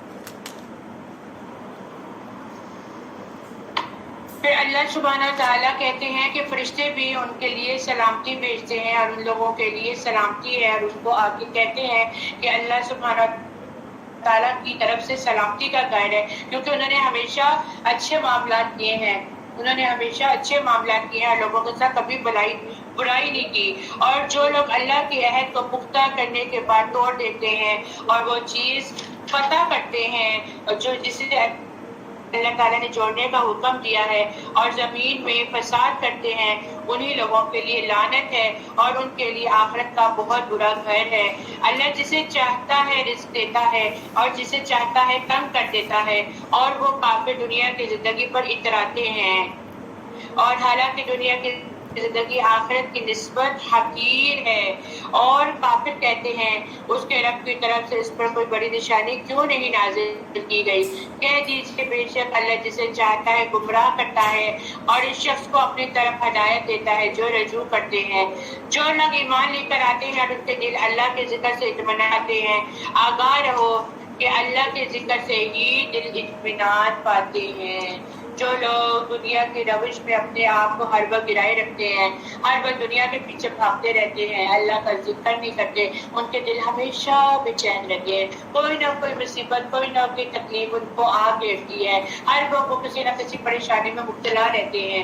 بے شک اللہ کی طرف سے آزمائش ہے، آزمائش آنے کے بعد بھی اگر وہ اللہ کا شکر ادا کریں، ہر وقت اللہ تعالیٰ کا ذکر میں لگے رہیں، تو اللہ سبحانہ تعالیٰ کہتے ہیں کہ ایسے ہی دل جو ہوتے ہیں مطمئن ہوتے ہیں۔ اور ہم لوگوں کا سب سے بڑا المیہ عورتوں کا کیا ہے کہ ہم لوگوں کو تو پیریڈز بھی آ جاتے ہیں تو ہم اللہ کا ذکر کرنا چھوڑ دیتے ہیں، سب سے بڑی حماقت ہے۔ کیوں اللہ کے نبی صلی اللہ علیہ وسلم نے کہا کہ عورتیں دین سے دور ہیں؟ اسی بنا پہ کہا گیا ہے کہ جب بھی ان کو ایسی کوئی مصیبت آتی ہے تو وہ اپنی زبان سے ذکر اذکار کرنا بھی چھوڑ دیتی ہیں اور وہ کہتی ہیں 7 8 10 دن بعد ہم پڑھیں گے تب دیکھی جائے گی. نہیں، آپ کی زبان پاک ہے، آپ کے ہاتھوں میں، آپ کے لباسوں میں خیز نہیں لگا ہوا، آپ کی زبان پہ نہیں لگا ہوا جس سے آپ لوگ پڑھ نہیں سکتے ہیں. آپ ذکر اذکار کر سکتے ہیں. ہر وقت اپنی زبان کو تر رکھیں جس کا سکون ملے گا. برتن دھو رہے اللہ کا ذکر کریں، باتیں کر رہے، باتیں ہو جاتی ہیں، کچن کا کام کر رہے ہیں، چل پھر رہے ہیں، افطاریاں بنا رہے ہیں، کچھ بھی کر رہے ہیں، اپنی زبان پہ اور کچھ نہیں تو جنت میں گھر بناتے رہیں، استغفار کی تسبیح پڑھتے رہیں. اب اتنی تسبیحاں ہیں، یا حیو یا قیوم برحمتک کا استغیث کرتے رہیں، ہر وقت دعا کرتے رہیں. تو کیا ہے، آپ کی زبان کسی کے لیے نہ تو کوئی برا سوچے گی، نہ آپ کے ذہن میں کسی کے لیے کوئی برائی آئے گی، نہ آپ کے منہ سے کوئی الفاظ غلط نکلیں گے، صرف اور صرف اللہ کی رضا کے لیے کلمات ہی نکلیں گے. اور جو لوگ ایمان لائے اور نیک عمل کیے ان کے لیے خوشحالی اور اچھا ٹھکانہ ہے. جیسے پہلے رسول بھیجے تھے اسی طرح ہم نے آپ کو ایسی امت میں سے رسول بنا کر بھیجا جس سے پہلے کئی امتیں گزر چکی ہیں، تاکہ آپ انہیں وہ پڑھ کر سنائے جو ہم نے آپ کی طرف وحی کی ہے. اور وہ رحمان کا انکار کرتے ہیں، کہہ دیجئے وہی میرا رب ہے، اس کے سوا کوئی معبود حق نہیں. میں نے اسی پر توکل کیا ہے اور اسی کی طرف میرا لوٹنا ہے. اور اگر بلا شبہ قرآن ایسا ہوتا کہ اس کے ذریعے سے پہاڑ چلائے جاتے، یا اس سے زمین تکا کی جاتی، یا اس سے مردے بلوائے جاتے، تو بھی کفار ایمان نہ لے کر آتے. بلکہ سارا معاملہ اختیار اللہ ہی کے پاس ہے. کیا پھر ایمان والوں نے ابھی تک نہیں جانا کہ اللہ چاہتا، اگر اللہ چاہتا تو سبھی لوگوں کو ہدایت دے دیتا، اور جنہوں نے کفر کیا ان کے کرتوتوں پر انہیں آفت پہنچتی ہی رہے گی یا ان کے گھروں کے قریب اترے گی، حتیٰ کہ اللہ کا عذاب آ پہنچے. بے شک اللہ اپنے وعدے کے خلاف نہیں کرتا. اور اے نبی صلی اللہ علیہ وآلہ وسلم، آپ سے پہلے رسولوں کا مذاق اڑایا گیا تو میں نے کافروں کو ڈھیل دی، پھر میں نے انہیں پکڑ لیا، پھر میرا عذاب کیسا عبرتناک تھا. کیا پھر وہ اللہ جو ہر نفس کے اعمال پر نگران ہے، جو اس نے کمائے اس کے مانند کوئی غیر اللہ ہو سکتا ہے؟ اور انہوں نے اللہ کے ساتھ شریک ٹھہرائے ہیں. کہہ دیجئے ان کے کمالات اور دام تو لو. کیا تم اللہ کو اس چیز کی خبر دیتے ہو جسے وہ زمین میں نہیں جانتا، بلکہ ظاہر لفظ کے اعتبار سے تم شریک ٹھہراتے ہو؟ بلکہ کافروں کے لیے اس کا وقت خوشنما بنا دیا گیا اور انہیں راہ حق سے روک دیا گیا، اور جسے اللہ گمراہ کرے اس کے لیے کوئی ہادی نہیں.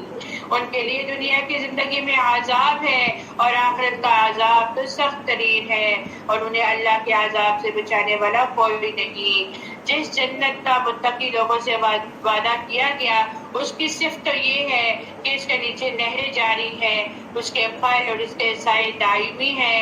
یہ ان لوگوں کا انجام ہے جو متقی ہوئے، اور کافروں کا انجام آگ ہے. اور جنہیں ہم نے کتاب دی وہ اس قرآن سے خوش ہوتے ہیں جو آپ کی طرف نازل کیا گیا ہے. اور جو کچھ گروہ ہیں جو ان کے بعد احکام کا انکار کرتے ہیں، کہہ دیجئے مجھے تو صرف یہ حکم دیا گیا ہے کہ میں اللہ کی عبادت کروں اور اس کے ساتھ شریک نہ ٹھہراؤں. اس کی طرف میں دعوت دیتا ہوں اور اسی کی طرف میری واپسی ہے، اور اسی کی طرف ہم نے اس قرآن کو عربی زبان میں حکم بنا کر نازل کیا. اور اگر واقعی اس کے بعد بھی ان کی خواہشات کے پیچھے چلے کہ آپ کے پاس تو علم آ چکا، تو آپ کے لیے اللہ کے مقابلے میں نہ تو کوئی حمایتی ہوگا اور نہ کوئی بچانے والا. اور بے شک ہم نے آپ سے پہلے کئی رسول بھیجے اور ہم نے انہیں بیوی بچے والا بھی بنا دیا، اور کسی رسول کو یہ اختیار نہ تھا کہ وہ کوئی نشانی معجزہ لائے مگر اللہ کے اذن سے. ہر مقررہ وقت کے لیے ایک کتاب لکھی ہوئی ہے. اللہ جسے چاہتا ہے بٹھاتا ہے اور جسے چاہتا ہے ثابت کر رکھتا ہے، اور اسی کے پاس اصل کتاب ہے.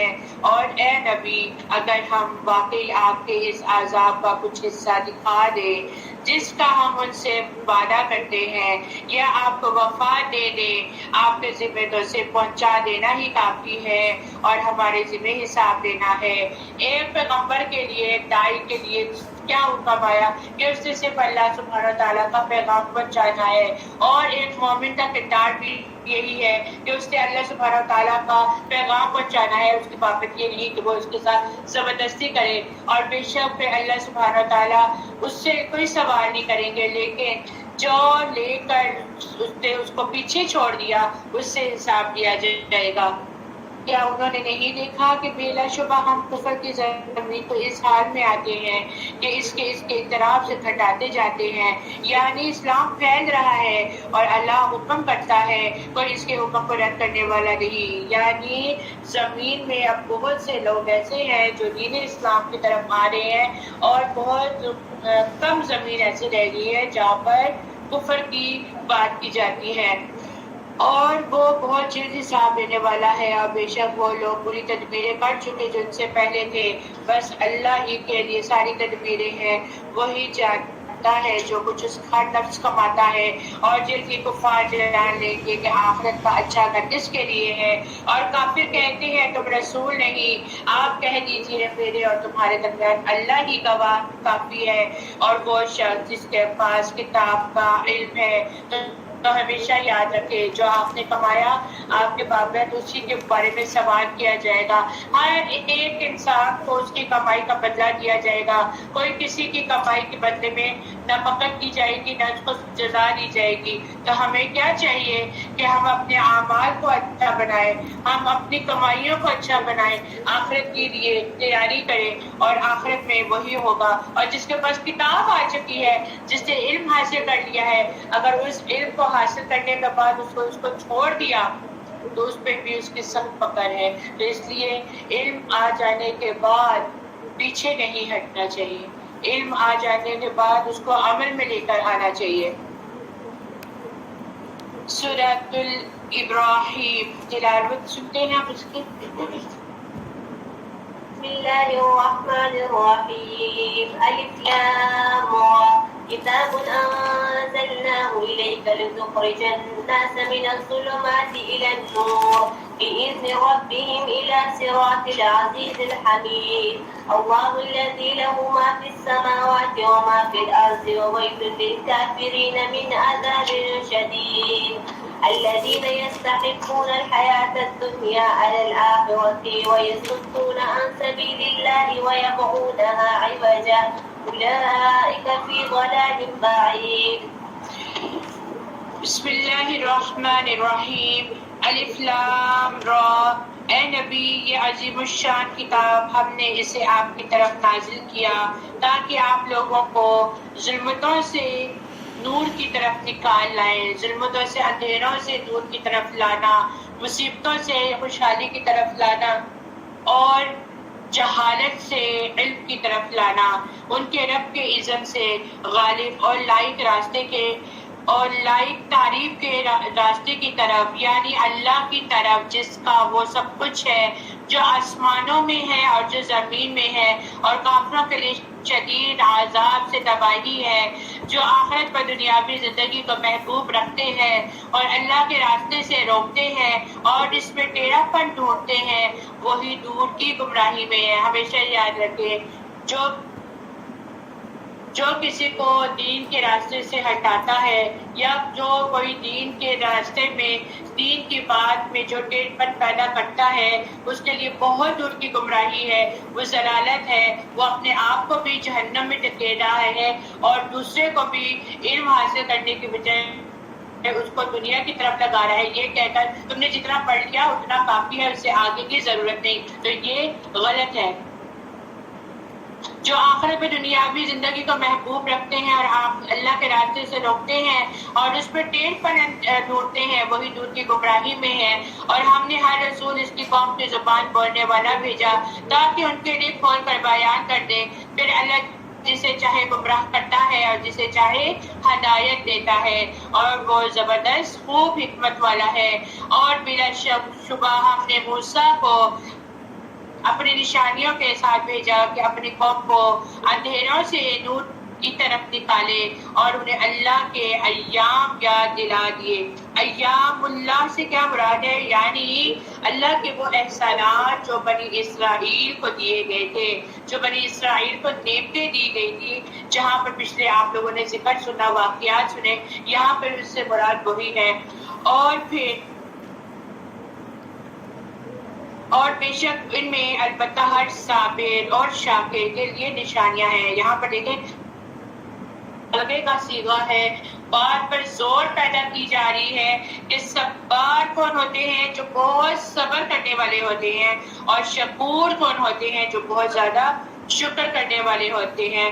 اور صبر کو شکر پر مقدم رکھ دیا گیا، اس لیے کہ شکر صبر کا ہی نتیجہ ہے۔ رسول اللہ صلی اللہ علیہ وآلہ وسلم نے فرمایا مومن کا معاملہ بھی عجیب ہے، اس کا ہر معاملہ اسی کے لیے بہتر ہے۔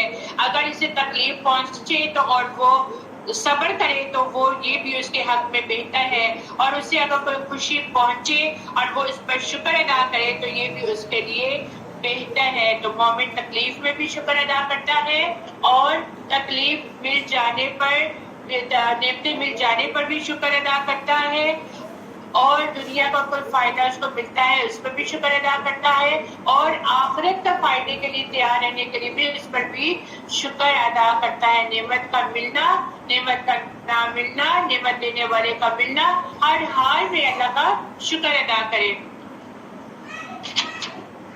اور جب موسیٰ نے اپنی قوم سے کہا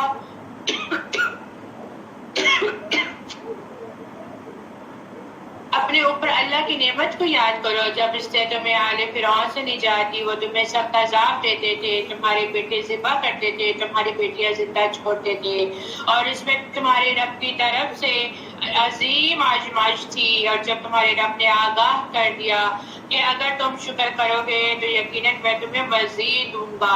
تو دیکھیں جب پیغمبروں کو یہ بات کی جا رہی ہے تو ہمارے لیے کیا بات ہے کہ ہر حال میں شکر کرو، صبر کرو۔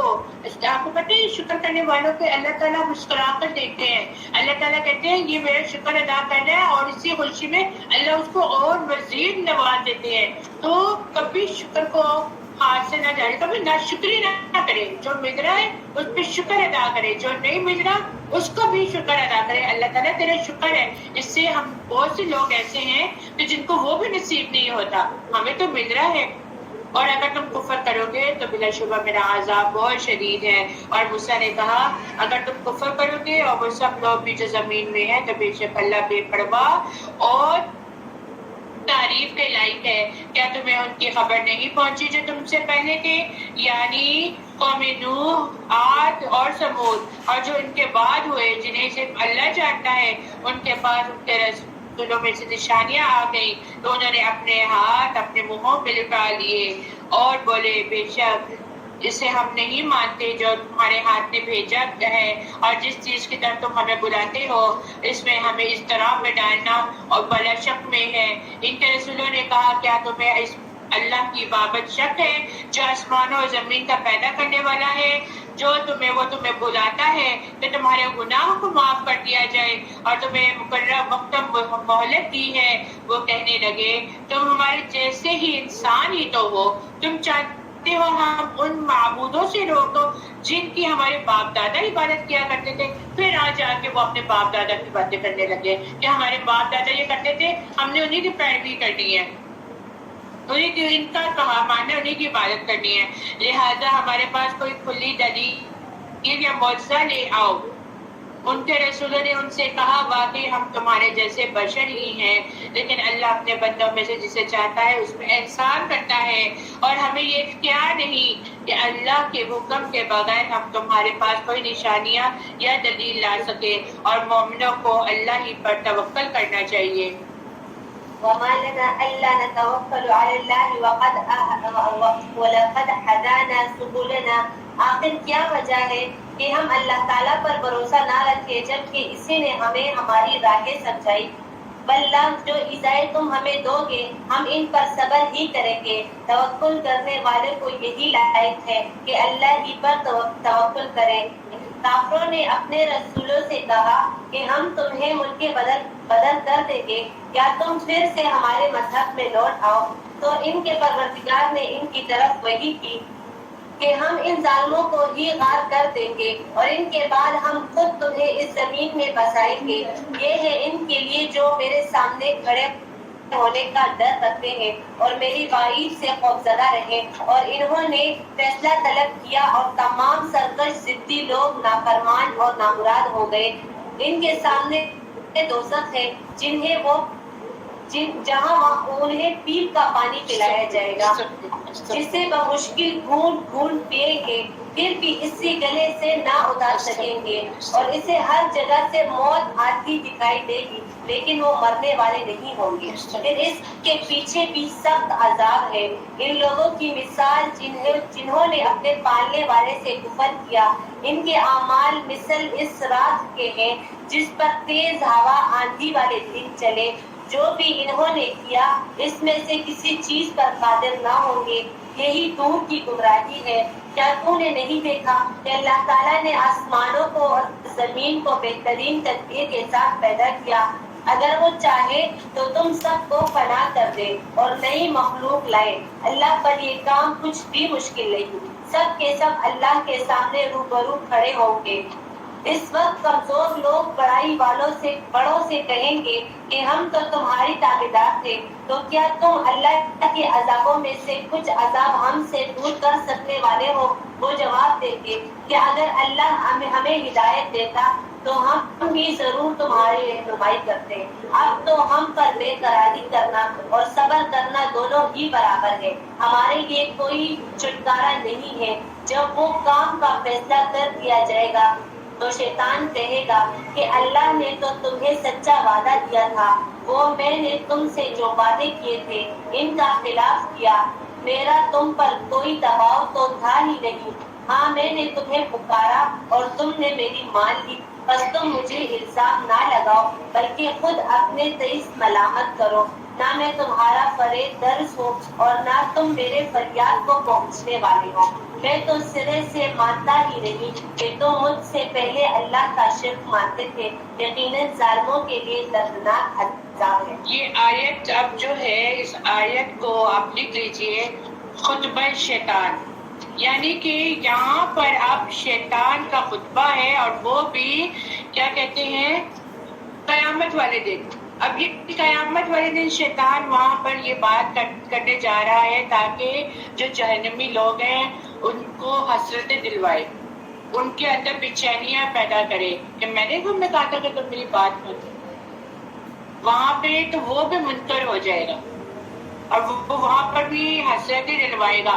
وہاں پہ بھی جہنم میں رہنے والے جو لوگ ہوں گے ان کو مزید غمگین کرے گا کہ میں نے کہا تھا کہ تم میری بات مانو، حالانکہ اللہ تعالیٰ جو کہتا ہوا آ رہا ہے وہ بھی سچ کہہ رہا تھا، اور میں نے تو اس سے وعدہ لیا تھا کہ جب تک قیامت نہیں آتی میں تیرے بندوں کو بہکاتا رہوں گا، اور تم میری باتوں میں آ گئے ہو۔ تو کتنی غلط بات ہے۔ آج ہم بھی دیکھیں چھوٹی چھوٹی باتوں پہ کہیں نہ کہیں شیطان کے پیچھے لگ کے ہم غلط کام کر جاتے ہیں، تو اس سے بھی ہمیں بچنا چاہیے۔ اور پھر کیا ہے کہ اس وقت وہ تو انکار کر چکے گا، اور جنہوں نے اس کے ساتھ مل کر دنیا پہ کام کیے ہیں تو وہ اپنی سزا کو پا لیں گے۔ وَأُدْخِلَ الَّذِينَ آمَنُوا وَعَمِلُوا الصَّالِحَاتِ، جو لوگ ایمان لائے اور نیک عمل کیے وہ ان جنتوں میں داخل کیے جائیں گے جن کے نیچے چشمے جاری ہیں، جہاں انہیں ہمیشگی ہوگی اپنے رب کے حکم سے، جہاں ان کا تحفہ سلام ہی سلام ہوگا۔ کیا آپ نے انہیں نہیں دیکھا کہ اللہ تعالیٰ نے پاکیزہ بات کی مثال کی طرح بیان فرمائی، مثل ایک پاکیزہ درخت کے کہ جس کی جڑ مضبوط ہے اور جس کی ٹہنیاں آسمان میں ہیں، جو اپنے پروردگار کے حکم سے ہر وقت اپنے پھل لاتا ہے، اور اللہ تعالیٰ لوگوں کے سامنے مثالیں بیان فرماتا ہے تاکہ وہ نصیحت حاصل کرے۔ کلمتن طیبتن کشجرتن طیبتن، یعنی کہ کلمہ طیبہ سے مراد یہاں پہ اسلام ہے، اور شجرہ طیبہ سے مراد حدیث سے ہمیں اس بات کا پتہ چلتا ہے کہ یہ کھجور کا درخت ہے، اور یہ مومن کی مثال دی گئی ہے۔ درخت سے تشبیہ کیوں دی گئی ہے مومن کو؟ کیونکہ اس لیے اس وقت تک درخت نہیں تھا جب تک یہ چیزیں نہیں پائی جاتی تھی. یعنی کہ درخت کا لگنا بھی 3 چیزوں سے ظاہر ہوتا ہے. ایک مضبوط جڑ ہونی چاہیے اس کے لیے، دوسرا سیدھا کھڑے ہونے والا تنا ہونا چاہیے، اور تیسرا اس کی مضبوط شاخیں ہونی چاہیے. اور اگر ان تینوں میں سے کوئی ایک چیز ٹوٹ جاتی ہے نا تو وہ لڑکھڑا جاتا ہے، وہ درخت لڑکھڑا جاتا ہے. اسی طرح ایمان کی مثال بھی اسی سے دی گئی ہے کہ ان 3 چیزوں کے بغیر ایمان مکمل نہیں ہے، وہ اسلام مکمل نہیں ہے، شجرت طیبہ نہیں پا سکتے. کیا؟ کہ دل کی تصدیق کا ہونا، پکا یقین ہونا کہ ہم اللہ اور اس کے رسول کو ہی مانیں گے، ہم اسی کی اتباع کریں گے، ہم غلط راستوں کی طرف نہیں جائیں گے. پھر دوسرا زبان سے اقرار کرنا. ہم دعوے تو کر دیتے ہیں لیکن صحیح طرح سے زبان سے اقرار نہیں کرتے. اور پھر جسم سے عمل کرنا. جسم سے عمل کب ہوتا ہے؟ جب ہم خود بھی عمل کر کے اسے لوگوں کے لیے فائدہ پہنچائیں گے. تو ہمیں بھی ایسا ہی شجرہ طیبہ بننا ہے. آپ لوگ اپنے آپ سے وعدہ کیجئے، اپنے آپ سے عہد کیجئے کہ اللہ سبحانہ تعالیٰ ہمیں بھی ایسا ہی کھجور کا درخت بنائے جو مضبوط تنوں والا ہو، جس کی تنی ٹوٹے تو وہ ہم نہ ٹوٹے، ہم مضبوط ہو جائیں، ہم دوبارہ سے اپنے آپ میں اس کی ایبلٹی لے آئیں کہ ہم دوبارہ سے کھڑے ہو جائیں. اور یہ تینوں چیزیں ہمارے اندر ہو کہ ہم دل سے اللہ اور اس کے رسول کو ماننے والے ہوں، دوسرا ہم زبان سے اقرار کرنے والے ہوں، اور پھر تیسرا یہ کہ ہمارا جسم، ہمارا جوارے اس کو عمل کرنے والا ہو اور فائدہ پہنچانے والے ہوں. اور پھر کلمہ خبیثہ کون لوگ ہیں کہ ان کی مثال کفر و شرک والی ہے. یعنی ایک خبیث درخت کہ اسے زمین پر سے اکھاڑ دیا جاتا ہے اور اس کے لیے پھر کوئی قرارگاہ نہیں رہتی. اللہ ایمان والوں کو قول ثابت یعنی کلمہ توحید سے دنیا کی زندگی اور آخرت میں ثابت قدم رکھتا ہے، اور اللہ ظالموں کو گمراہ کر دیتا ہے، اور اللہ جو چاہتا ہے وہ کرتا ہے. کیا آپ نے ان لوگوں کو نہیں دیکھا جنہوں نے اللہ کی نعمت کو کفر سے بدل ڈالا اور اپنی قوم کو ہلاکت کے گھر میں لا جا کے ٹھہرا دیا، یعنی جہنم میں. وہ اس میں داخل ہوں گے اور وہ بدترین ٹھکانہ ہے. انہوں نے اللہ کے ساتھ شریک بنائے تاکہ وہ لوگوں کو اس کے راستے سے بھٹکا دے. کہہ دیجیے تم فائدہ اٹھاؤ دنیا میں، پھر یقیناً تمہاری واپسی آگ کی طرف ہے. کہہ دیجیے میرے ان بندوں سے جو ایمان لائے کہ وہ نماز قائم کریں، اور ہم نے انہیں جو رزق دیا ہے اس میں سے چھپا کر اور اعلانیہ خرچ کریں، اس سے پہلے کہ وہ دن آ جائے جس میں نہ سودا بازی ہوگی اور نہ دوستی کام آئے گی.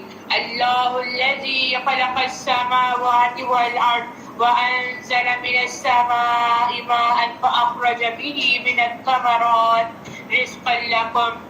اللہ وہ ذات ہے جس نے آسمانوں اور زمین کو پیدا کیا اور آسمان سے پانی نازل کیا، پھر اس نے اس پانی کے ذریعے سے تمہارے لیے رزق پھل نکالے اور تمہارے لیے کشتیاں مسخر کی تاکہ سمندر میں اس کے حکم سے چلیں، اور تمہارے لیے دریا مسخر کیے.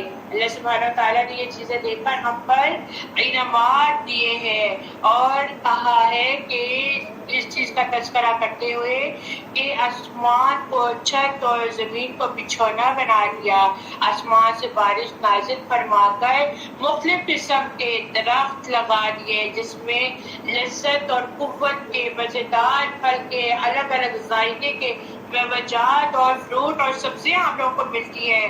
مختلف قسم کے آپ لوگوں کو غلے ملتے ہیں جس کے رنگ اور شکلیں الگ ہیں اور ایک دوسرے سے بالکل مختلف ہیں، ٹیسٹ میں، ذائقے میں، کھانے میں، رنگت میں، ہر چیز الگ الگ ہے. تو یہ اللہ کی نشانیوں میں سے ایک نشانی ہے نا. اور تمہارے لیے سورج اور چاند پھر کمپیریزن مسخر کر دیا جو مسلسل چل رہے ہیں، اور تمہارے لیے پھر رات اور دن کو مسخر کر دیا، اور اس نے تمہیں ہر وہ چیز دی جو تم نے اس سے مانگی. ہم جو بھی مانگتے اللہ تعالیٰ دیتے ہیں، دیکھتے ہیں نا اللہ تعالیٰ نے کبھی کسی کو خالی ہاتھ نہیں لٹایا، جس سے جو مانگا اللہ نے اس کو دیا۔ ایک بچی مجھے کہہ رہی تھی میم میں نے دعا کی اللہ سے، اللہ میرے بال لمبے کر دے، اللہ میرے بال اچھے کر دے، تو مس میرے بال اچھے ہو گئے۔ میں نے کہا اللہ سے ایمان ہی مانگ لیتی، اللہ سے صحت مانگ لیتی، اللہ سے تندرستی مانگ لیتی۔ اور میں نے اللہ سے دعا کی اللہ تعالیٰ مجھے اسمارٹ کر دیا، اللہ نے مجھے اسمارٹ کر دیا۔ یعنی کہ یہ بہت چھوٹی چھوٹی چیزیں ہم اللہ سے مانگ رہے ہیں تو اللہ تعالیٰ ہمیں دے رہے ہیں۔ تو اگر ہم اللہ سے ایمان کی دولت مانگیں گے، اللہ سے جنت مانگیں گے اور جہنم سے دوری مانگیں گے، اللہ تعالیٰ سے ہم جنت میں جا کے اس کا دیدار مانگیں گے، کیا اللہ تعالیٰ نہیں دے گا؟ ہم اپنی اولادوں کے لیے کتنی دعائیں مانگتے ہیں، قبول ہوتی ہے نا؟ تو جہاں پر ہمارے لیے کوئی بہتری ہوتی ہے وہاں پہ اللہ نہیں قبول کرتا۔ تو ہر وقت اللہ تعالیٰ سے بے شک اللہ تعالیٰ سے ہر وقت دعا مانگنی چاہیے، اور اللہ دیتا ہے۔ اور آ گئے تو اللہ کی نعمتیں گنا تو تم انہیں شمار نہیں کر سکتے۔ جب سے پیدا ہوئے ہیں، ابھی اس وقت میرے باہر ایج کی خواتین بیٹھی ہیں، جب سے آپ لوگ پیدا ہوئے ہیں اب تک آپ لوگ کو اللہ تعالیٰ نواز ہی رہنا، نواز ہی رہنا۔ کوئی وقت ایسا نہیں، کوئی رات ایسی نہیں کہ جب آپ لوگ کھا کے نہ سوئے ہو۔ اللہ تعالیٰ ہر ایک کے گھروں میں رزق عطا فرمائے، اور جتنا دیا ہے کیا آپ اس کو کاؤنٹنگ کر سکتے ہیں؟ کر ہی نہیں سکتے، کر ہی نہیں سکتے۔ اس کی دوسری طرف اگر آپ لے کے جائیں بات کو، تو ہمارے ماں باپ نے ہمیں بچپن سے لے کر جوانی تک ہماری تربیت کی ہے، ہمیں پالا ہے، ہم انہیں ان کے احسانات کا بدلہ دے سکتے ہیں؟ ہم ان کو دے سکتے ہیں؟ ہماری اولاد آپ کے کیا کہتی ہے آپ نے ہمارے لیے کیا کیا؟ جو کچھ ہے ہم اپنے بل بوتے پہ ہیں۔ تو دیکھیے اللہ کا نظام اللہ ہمیں دے رہا ہے اور ہم اس کو کاؤنٹ نہیں کر سکتے۔ اور بے شک انسان بہت بڑا ظالم ہے اور نہایت ہی ناشکرا ہے۔ اس کو ملا مجھے نہیں ملا، مجھے بھی ملنا چاہیے۔ جو ہے اس پہ تو شکر کر لو، جو نہیں ہے اس پہ ناشکری کرنا شروع کر دی۔ اور جب ابراہیم علیہ السلام نے کہا ہے میرے رب اس شہر یعنی مکہ کو امن والا بنا دے اور مجھے اور میری اولاد کو بت پرستی سے بچائے رکھنا، اے میرے رب بے شک انہوں نے بہت سے لوگ گمراہ کیے ہیں، پھر جو میری اتباع کرے تو یقیناً وہ میرا ہے، اور جو میری نافرمانی کرے تو بلا شبہ تو غفور رحیم ہے۔ اے ہمارے رب بے شک میں نے اپنی کچھ اولاد ایک بے زراعت والی وادی میں بسائی تیرے محترم گھر کعبے کے پاس، اب اے میرے رب تاکہ وہ نماز قائم کرے، چنانچہ تو بعض لوگوں کے دل ان کی طرف مائل ہونے والے کر دے اور انہیں ہر قسم کے پھلوں سے رزق عطا فرما دے تاکہ وہ تیرا شکر ادا کرے۔ ربنا انک تعلم ما نخفی وما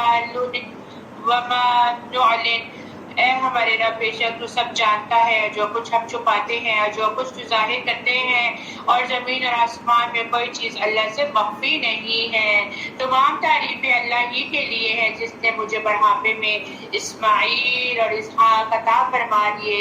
بے شک میرا رب دعا خوب سننے والا ہے۔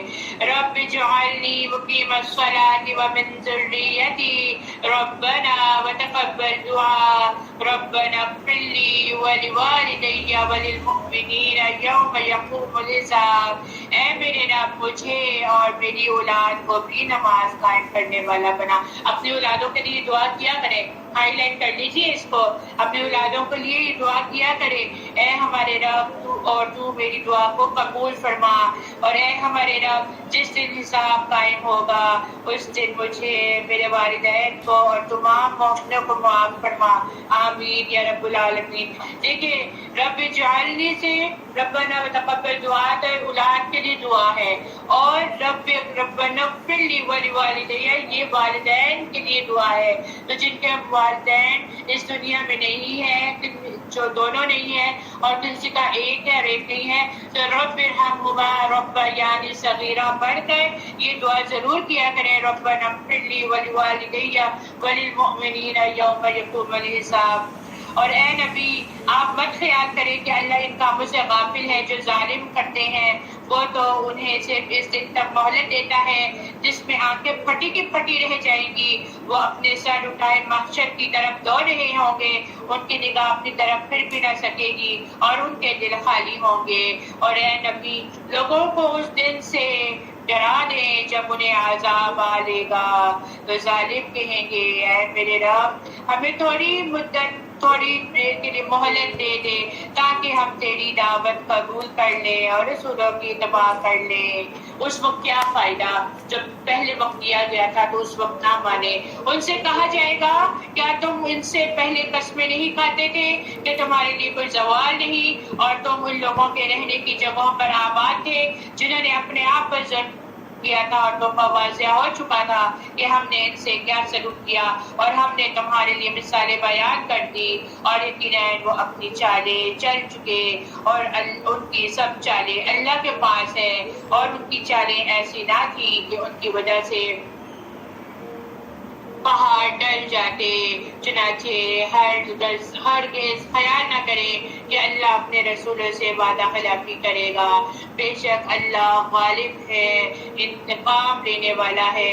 جس دن یہ زمین دوسری زمین سے بدل دی جائے گی اور آسمان بھی اور لوگ اللہ واحد قہر والے کے سامنے پیش ہو جائیں گے اس دن آپ تمام مجرم زنجیروں میں جکڑے ہوئے دیکھیں گے. تھوڑا امیجن کریں آپ لوگوں نے فلموں میں دیکھا ہوگا ایک جو ہوتے ہیں سپاہی ہوتے ہیں وہ ایک مجرم کو پکڑتے ہیں زنجیریں ہاتھوں میں بھی باندھی ہوتی ہیں گلے میں بھی ٹوپ ڈالا ہوتا ہے دوسرے بازو میں بھی باندھی ہوتی ہے اور لے کے جا رہے ہوتے ہیں. اور اسی طرح قیامت کے دن بھی ان مجرموں کا یہی حال ہوگا کہ ان کو زنجیروں کے ساتھ پکڑ کر ان کو لے جایا جا رہا ہوگا اور پھر ان کے کرتے گندک کے ہوں گے استغفر اللہ اور آگ ان کے چہروں کو ڈھانپتی ہوگی استغفر اللہ تاکہ اللہ ہر نفس کو اس عمل کی جزا دے جو اس نے کما لیا.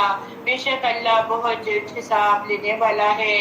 یہ قرآن لوگوں کے لیے ایک پیغام ہے. یہ قرآن لوگوں کے لیے ایک پیغام ہے جو زندوں کے لیے ایک پیغام ہے. یہ آپ کے اور ہمارے لیے ہدایت ہے تاکہ ہم اس کے ذریعے انہیں ڈرائیں اور تاکہ انہیں معلوم ہو جائے کہ عقل والے کون ہیں اور عقل والے وہی ہیں جو نصیحت پکڑتے ہیں. اور بے شک اللہ معبود واحد ہے برحق ہے.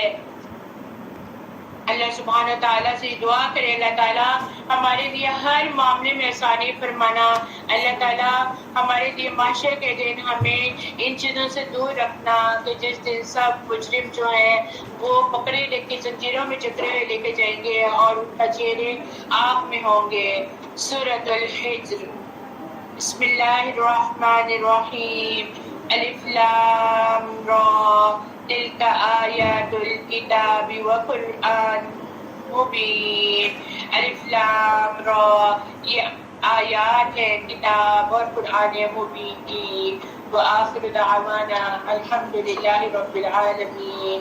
سبحان ربک رب العزة عما يصفون وسلام على المرسلين والحمد لله رب العالمين.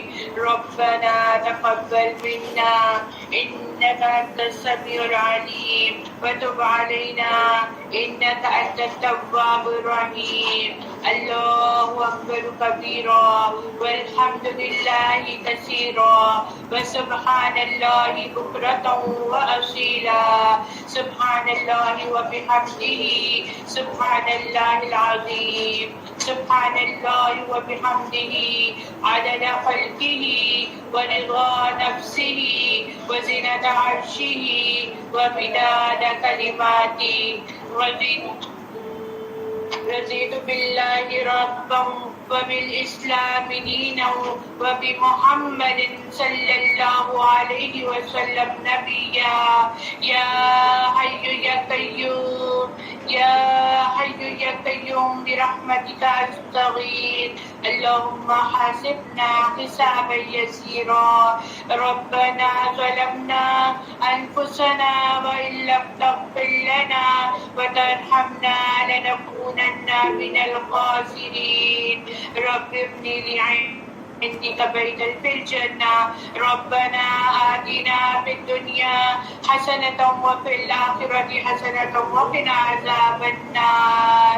رب ارحمهما كما ربياني صغيرا رب اجعلني مقيم الصلاة ومن ذريتي ربنا وتقبل دعاء ربنا اغفر لي ولوالدي وللمؤمنين يوم يقوم الحساب اللهم إني أسألك من الجنة الفردوس ونعوذ بك من النار اللهم عافني في بدني اللهم عافني في سمعي اللهم عافني في بصري لا إله إلا أنت اللهم إني أعوذ بك من الكفر والفقر اللهم إني أعوذ بك من عذاب النار ومن عذاب القبر یا رب العالمین ہماری تمام کوششوں کو قبول فرما یا رب العالمین رمضان کے مبارک برکات والے مہینوں میں یا اللہ ہمارے گناہوں کو معاف فرما دے یا اللہ تو نے جنت کا وعدہ کیا ہے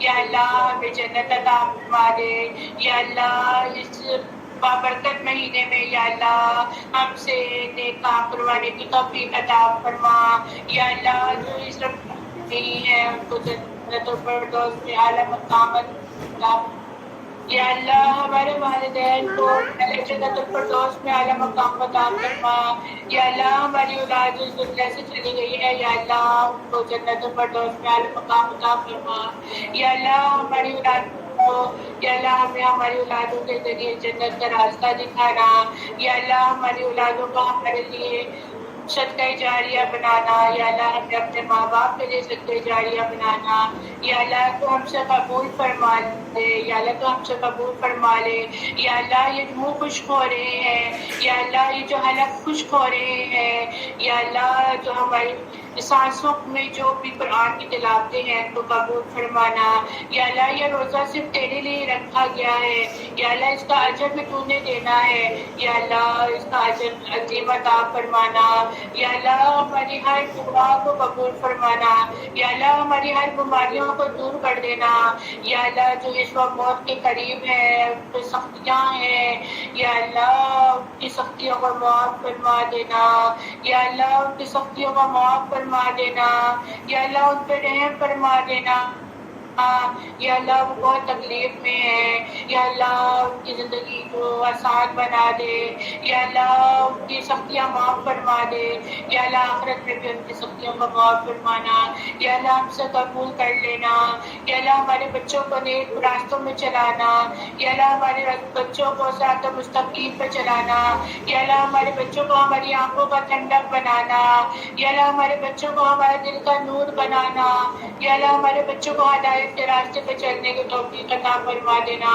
یا اللہ ان سے دین کا بہترین کام لے لینا یا اللہ ہمیں علم نافع عطا فرما یا اللہ ہمیں علم نافع عطا فرما یا اللہ ایسا علم عطا فرما جو ہم دوسروں کو فائدہ دے سکے یا اللہ تیرا ہی کہنا ہے کہ مرنے کے بعد تو صرف 3 چیزیں باقی رہ جاتی ہیں یا اللہ ہمیں ایسا علم دینے والا بنا کے یہ علم ہمارے بعد بھی چلتا رہے اور اس کا ثواب ہمیں آخرت میں بھی ملتا رہے یا اللہ تو ہی دینے والا ہے یا اللہ تو ہی نوازنے والا ہے یا اللہ تو ہی قبول کرنے والا ہے یا اللہ تو نے ہی کہا ہے یا اللہ تو کسی کی دعا رد نہیں کرتا یا اللہ تو رمضان میں کسی کی دعا رد نہیں کرے گا یا اللہ اس محفل میں جن جن کے ہاتھ اٹھے ہیں یا اللہ سب کی دعائیں قبول فرما دے یا اللہ سب کی مشکلات حل کروا دے یا اللہ سب کی مشکلات حل کروا دے یا اللہ سب کے لیے آسانیاں پیدا کر دے یا اللہ سب کے لیے آسانیاں پیدا کر دے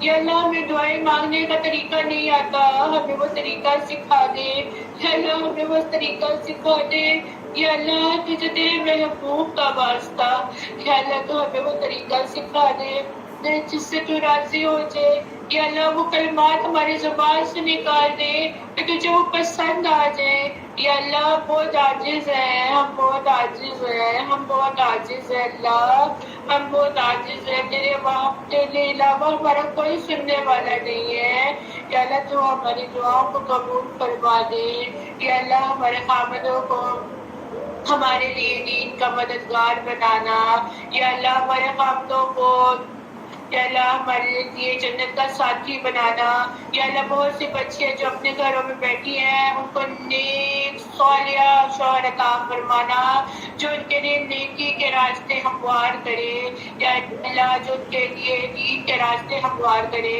یا اللہ یہ دنیا بہت ہو رہی ہے، ہم نے چلے جانا ہے، یا اللہ ہم نے تیرے پاس آنا ہے، یا اللہ کچھ ایسا بنا دینا ہم شرمندہ نہ ہو تیرے آگے، یا اللہ ہم نے تیرے آگے شرمندہ نہیں ہونا، یا اللہ ہم سے قبول فرما لے، یا اللہ یہ ساری کوششیں تیرے لیے، یا اللہ تو میری نازوں کی، یا اللہ ہمارے نازوں کی لاج رکھ لے، یا اللہ یہ آنسو تیرے لیے ہے، یا اللہ تو اس کی لاج رکھ لے اللہ، یا اللہ میں تجھ سے مانگتی ہوں، یا اللہ تو ہی کارساز ہے، تو ہی حکمت والا ہے، تو ہی غفور ہے، تو ہی ساری دعا کو پورا کرنے والا ہے، یا اللہ میں اسی طرح تجھ سے مانگتی رہوں گی، تو اسی طرح ہمیں نوازتا رہنا، یا اللہ اپنی ناراضگی نہ دینا، یا اللہ اپنی ناراضگی نہ دینا، تیری ناراضگی سے مجھے بہت ڈر لگتا ہے، یا اللہ اپنی رحمتوں کی چھاؤں تلے رکھنا،